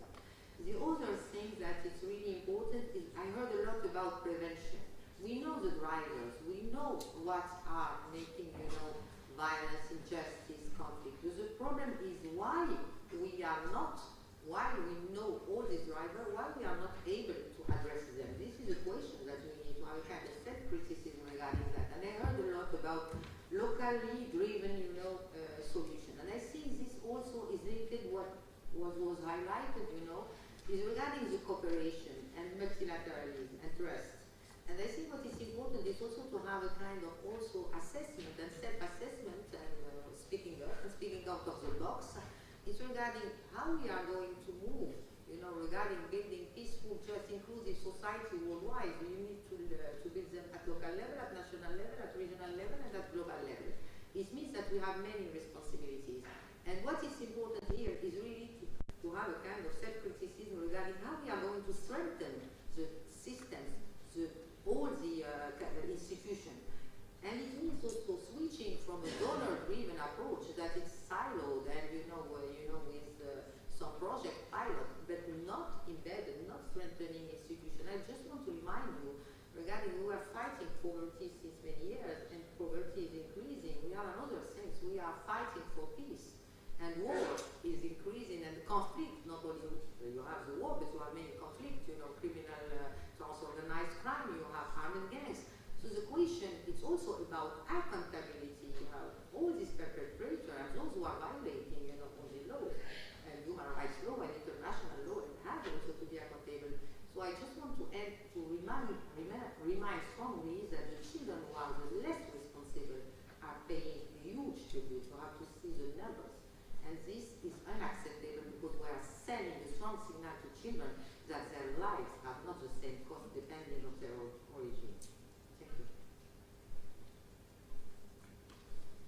Thank you very much, Special Representative. And that concludes this panel. I would like to extend my thanks to the Italy Mission, to the United Nations, and to IDLO for hosting this panel, as well as of our panelists today, the contributions from the floor, and of course all of you who kindly listened in and participated in this panel. We'll now move on to the session on the presentation of the updated Rome Civil Society Declaration on SDG 16+. May I ask the moderator and speakers of this panel to come to the podium.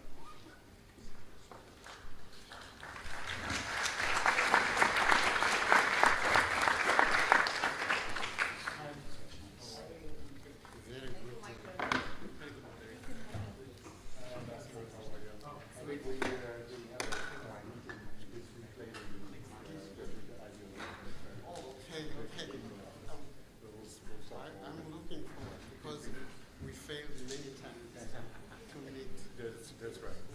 We will. Thank you.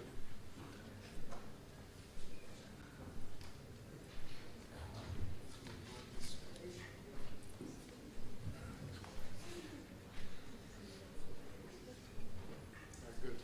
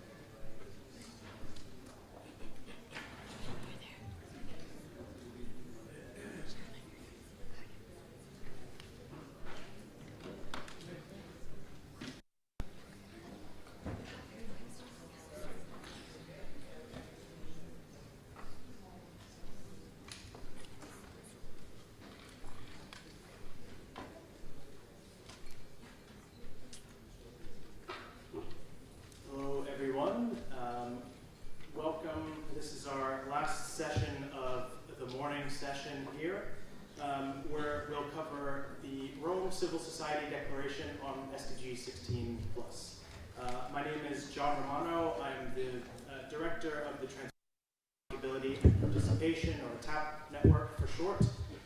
Alongside the Civil Society Platform for Peace Building and State Building, CSPPS, we regularly coordinate the drafting of this Rome Civil Society Declaration on SDG 16+. It's become a hallmark of the Rome Conference and the SDG 16 conference to this point. So thank you very much to the organizers for once again providing this opportunity for us to contribute insights into the conference, but also this session to kind of outline where our ambitions, where our recommendations are into the direct discussions here. So again, we'll talk a little bit about the declaration itself. The title of this year's declaration is Beyond Rhetoric, Securing SDG 16+ for Peaceful, Just, and Inclusive Societies. Again, this year we've produced an updated declaration. We've done declarations since 2019, since the first SDG 16 conference in Rome, and updated every year subsequently after. Especially timely this year, given that SDG 16 is under review at the HLPF in July. There's the Summit of the Future in September. Also looking towards next year, the Financing for Development Conference and World Social Summit. Also key moments for us to mobilize action for SDG 16+. I won't go into too much detail, but the Rome Declaration really outlines the challenges and context of where we are currently, the state of the world around SDG 16, if you will, and then recommendations, really concrete, actionable recommendations for member states and the international community to take forward. And our colleagues here will outline a bit more detail on what those are. You can find more information on the Rome Declaration on the SDG 16 Hub. We'll also share widely with participants here. So we encourage you to also share the Rome Declaration with your partners and colleagues widely. So with that, I will hand over to our colleagues to outline a bit more detail on the Rome Declaration for this year. And just handing straight over to Charlotte Lafauchère, really just giving us an opportunity of what that process looked like. It's a fairly intensive and inclusive process, taking a few months of our time. So Charlotte, please, over to you to detail what this looked like for us. Thank you, John. Dear Excellencies, dear participants, it gives me great pleasure to elaborate on the process that has led to the 2024 edition of the Rome Civil Society Declaration on SDG 16. A consultative process was embarked upon by sending out a survey to a broad range of civil society networks and organizations. By this survey, key inputs and thematic focus areas for the declaration were harvested. The survey questions gathered inputs on both the broader context of the 2030 Agenda for Sustainable Development, as well as specific sub-themes relevant to the SDG 16. On the basis of the survey's responses, a zero draft of the 2024 Civil Society Declaration was put together and was discussed and commented upon during the first Excuse me? Can you put like a sign that says douche? Well, you should. I mean, those signs are everywhere, but apparently No, it's not.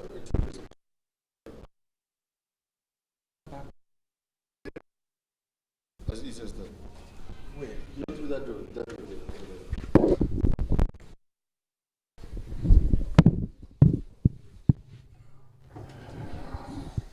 ensuring inclusion of the broadest possible array of things.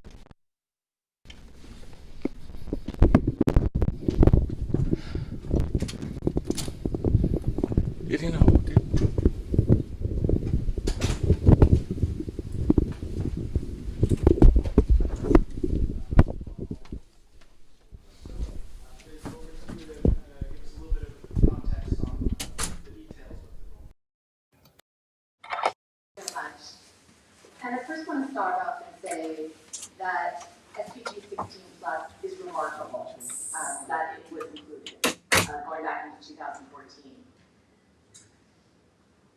However, and it led to many other bilateral donor strategies, including conflict prevention and peace building, which is critical.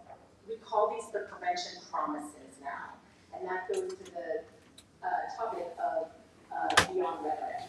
We now need to go beyond these prevention promises. Okay, we are significantly off track with SDG 16. We know that. 16.1 and 2, there's only one place where we have seen success, and that is on free flow of information. Going back into 2014, this is a different time. We know that free flow of information can be both positive now and negative with technology.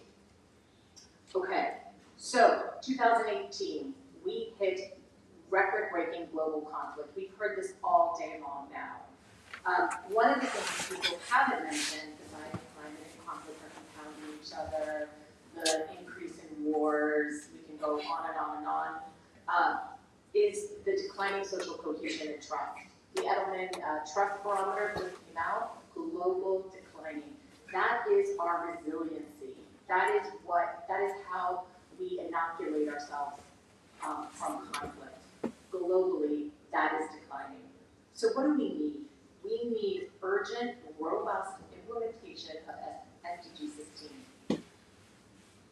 We need the political will. We've heard that today. We have to recommit. We have July, the review coming up, and also the Summit of the Future. I agree with France, scale of resources. We've heard that repeatedly today as well.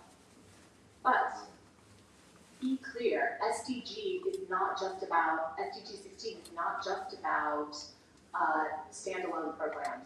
It is, the key to it is SDG 15 plus. It is the integration throughout all other SDGs. So what are we calling for in this document?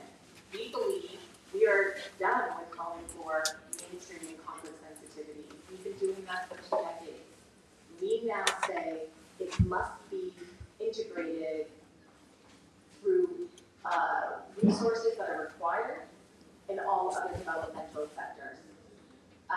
That is the only way that we are going to ensure that peace and justice, conflict prevention are robustly implemented throughout the SDGs.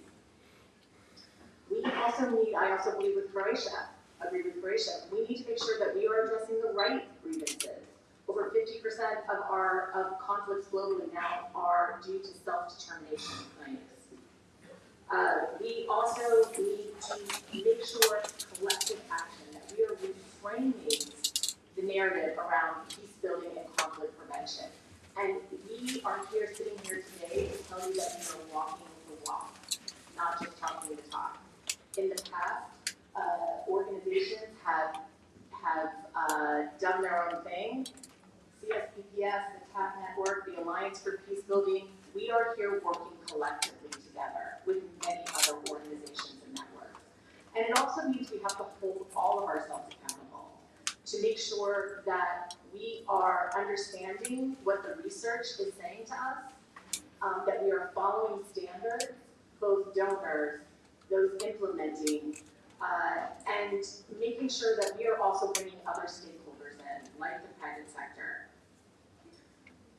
Also, we can't do this work without the resources, but we cannot do it without civil society.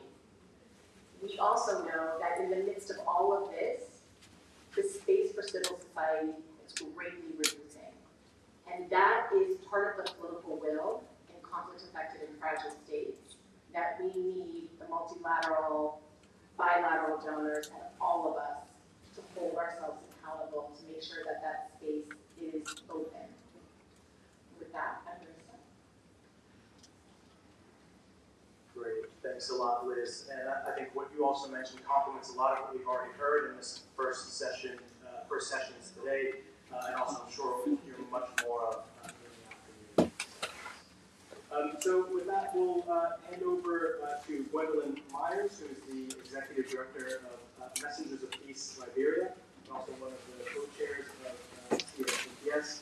Gwendolyn is also a veteran of the Rome Declaration of Rome conferences in years past. So Gwendolyn, your thoughts on some of the priorities of the Rome Declaration and maybe some of your reflections and your experiences in Liberia. Thank you, John.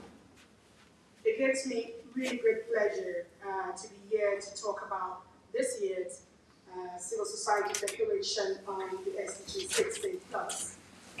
Reflecting from Rome, just as John mentioned, and building on the fact that just in Rome we discussed, if not now, then when? And if not now, then when? And then it brings us to this point today, looking at what we said. It is beyond rhetoric. It is very important because as we continue to say that all of our efforts and intervention and everything that we're doing, even as we're gathered here this morning and this afternoon, is about finding concrete ways to accelerate implementation for this agenda at national levels. But we cannot do that if we first and foremost do not take into consideration the importance of inclusion and partnership. Civil society, we are the bridge in terms of being between our duty bearers and as well right holders. It is important if we are taking stock, how do we do that? With barely just 6 years remaining for us meeting our target of the 2030 agenda. What are we up to? In terms of what is it tangible can we be able to measure from our local perspective, from our regional perspective? What exactly?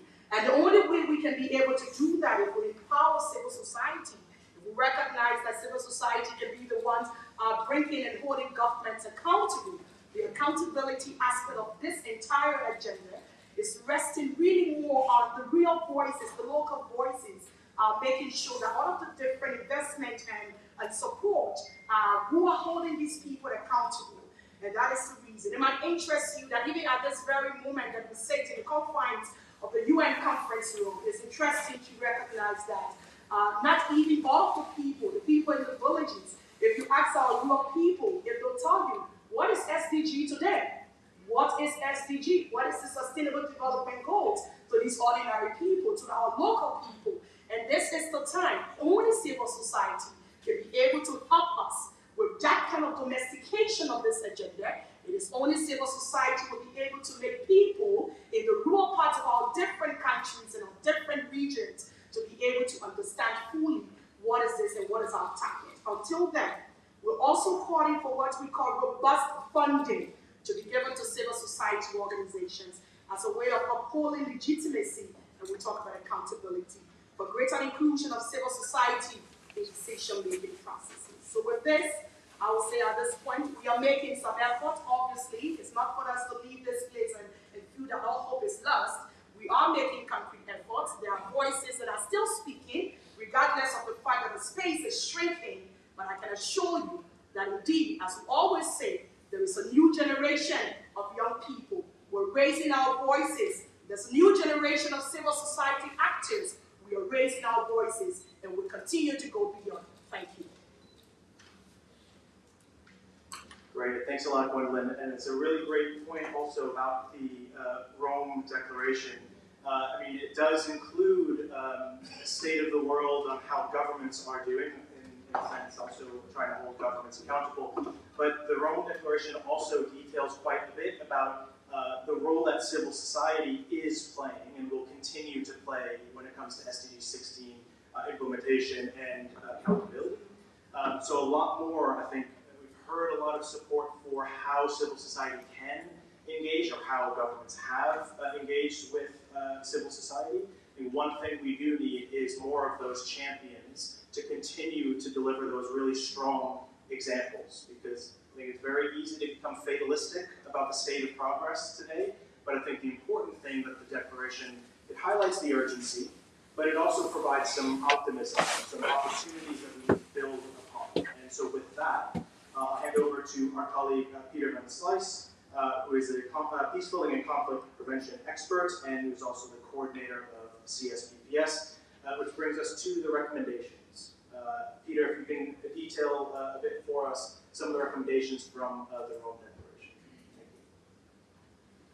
Thank you, John, and Excellencies, ladies and gentlemen. It gives me great pleasure to address you today.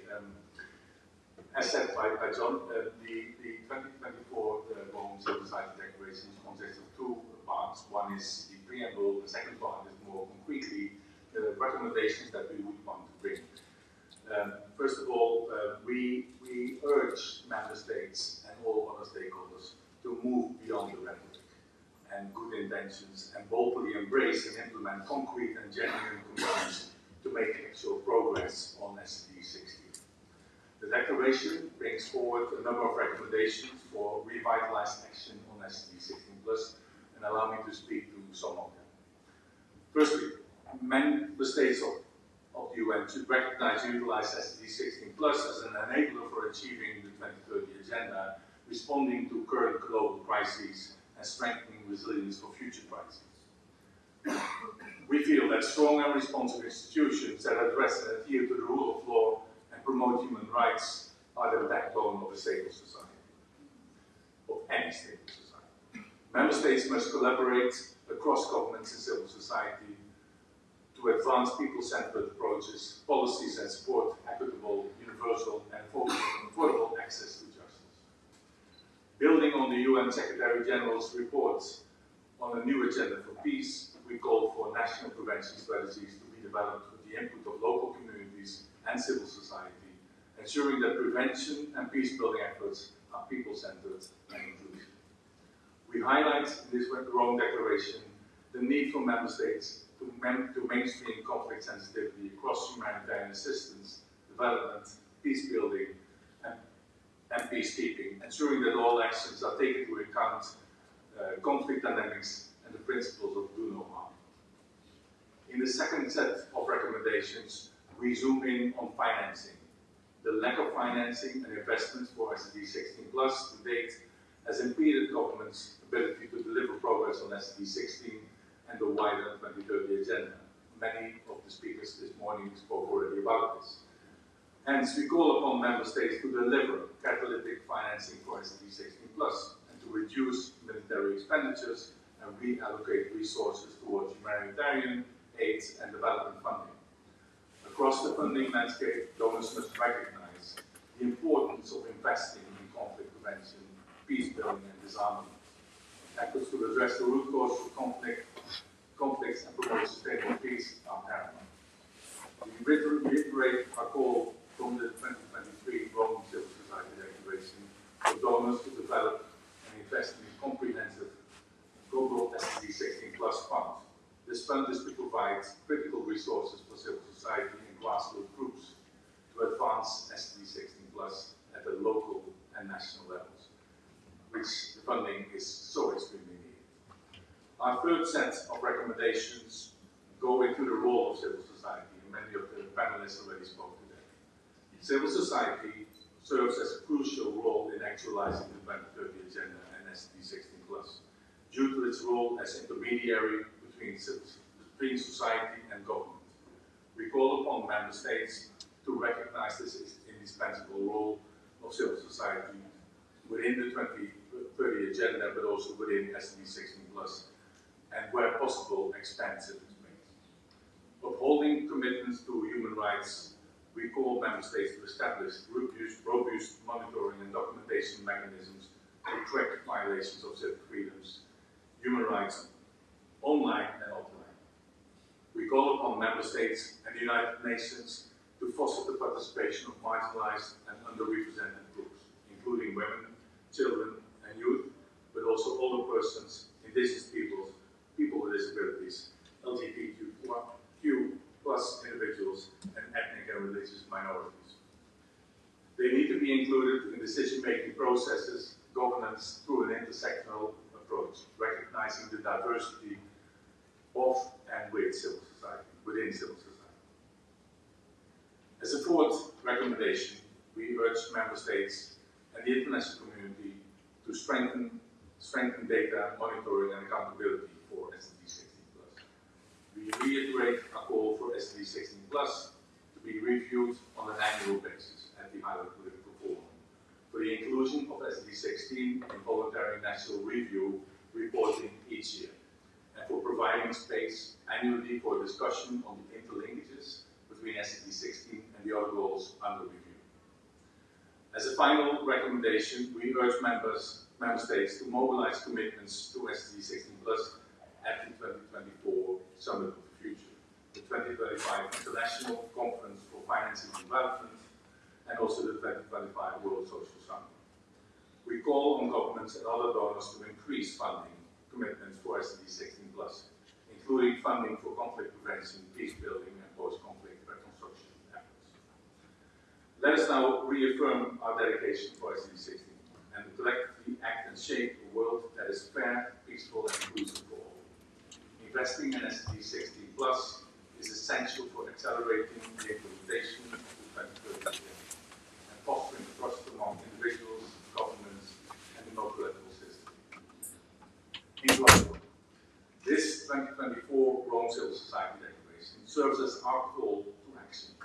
Together, we must mobilize our efforts, leverage partnerships, and foster inclusive policies that drive progress on SDG 16 Plus and the broader 2030 Agenda.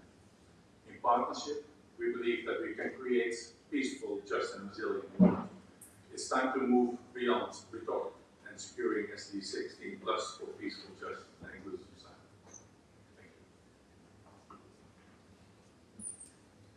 Great, thanks a lot, Peter, for detailing those recommendations. And of course, if you're curious about any or all of those recommendations, I would really strongly encourage you to dive a bit deeper in the Rome Declaration itself. There's a lot more detail there. I think that's just kind of a summary of what we've called for in the Declaration, but obviously, again, for those that these recommendations are most relevant to in particular, really encourage you to take a deeper dive into the Declaration. Thanks a lot, Peter. So finally, we have Jan Beagle, who's the Director General of IDLO. IDLO has been a really strong partner for civil society in the SDG 16 Plus space. IDLO has hosted us for our Civil Society Days in Rome, around the Rome Conference. So thanks as always for your support, Jan and IDLO. But Jan, over to you for some reflections on the Rome Declaration and any thoughts on your side. Thank you very much, John, and dear colleagues here, distinguished delegates. It is really a pleasure to accept, on behalf of the co-organizers of the conference, the renewed Rome Civil Society Declaration on SDG 16 Plus. I'm really happy to see many of our long-standing partners here, and also to make some new friends.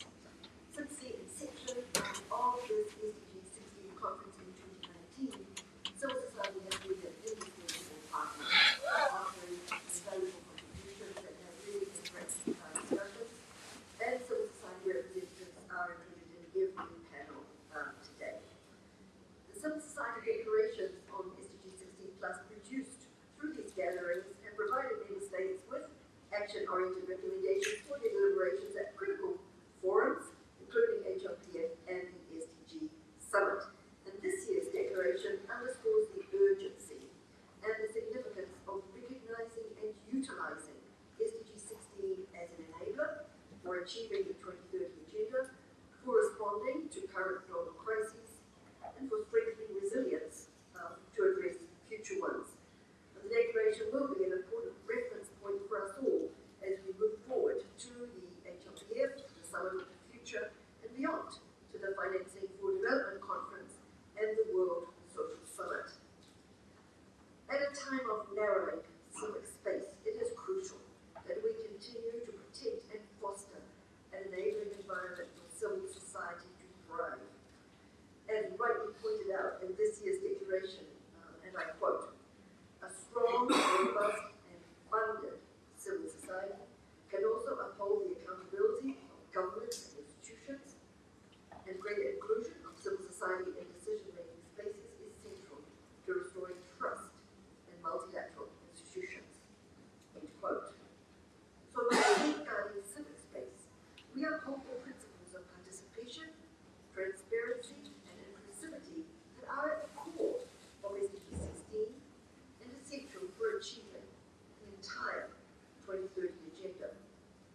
IDLO looks forward to continuing our cooperation with civil society and all partners to build a future founded on justice, accountability, and respect for human rights.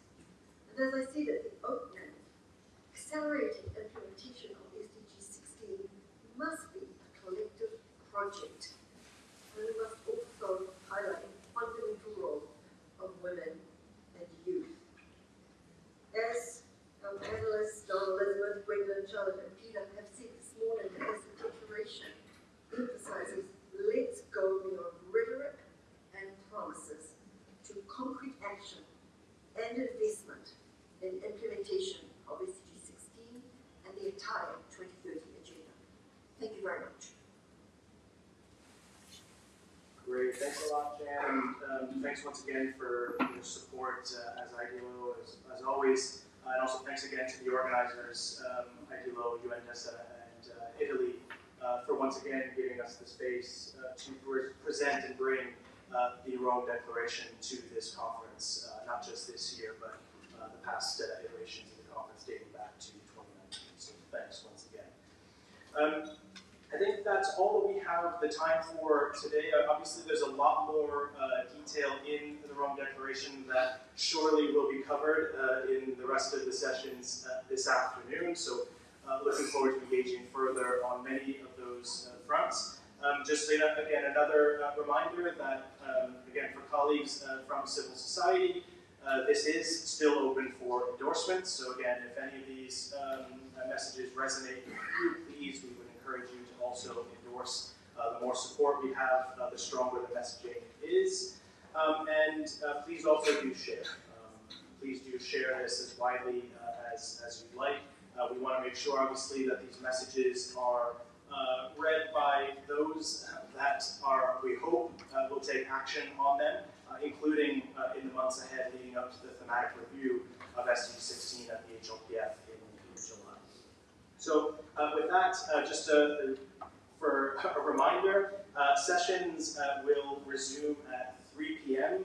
We'll resume with the Rule of Law and Access to Justice session at 3 p.m. sharp. So please join us for that, and looking forward to unpacking a lot of these issues a bit further this afternoon. So see you all then, and thanks again.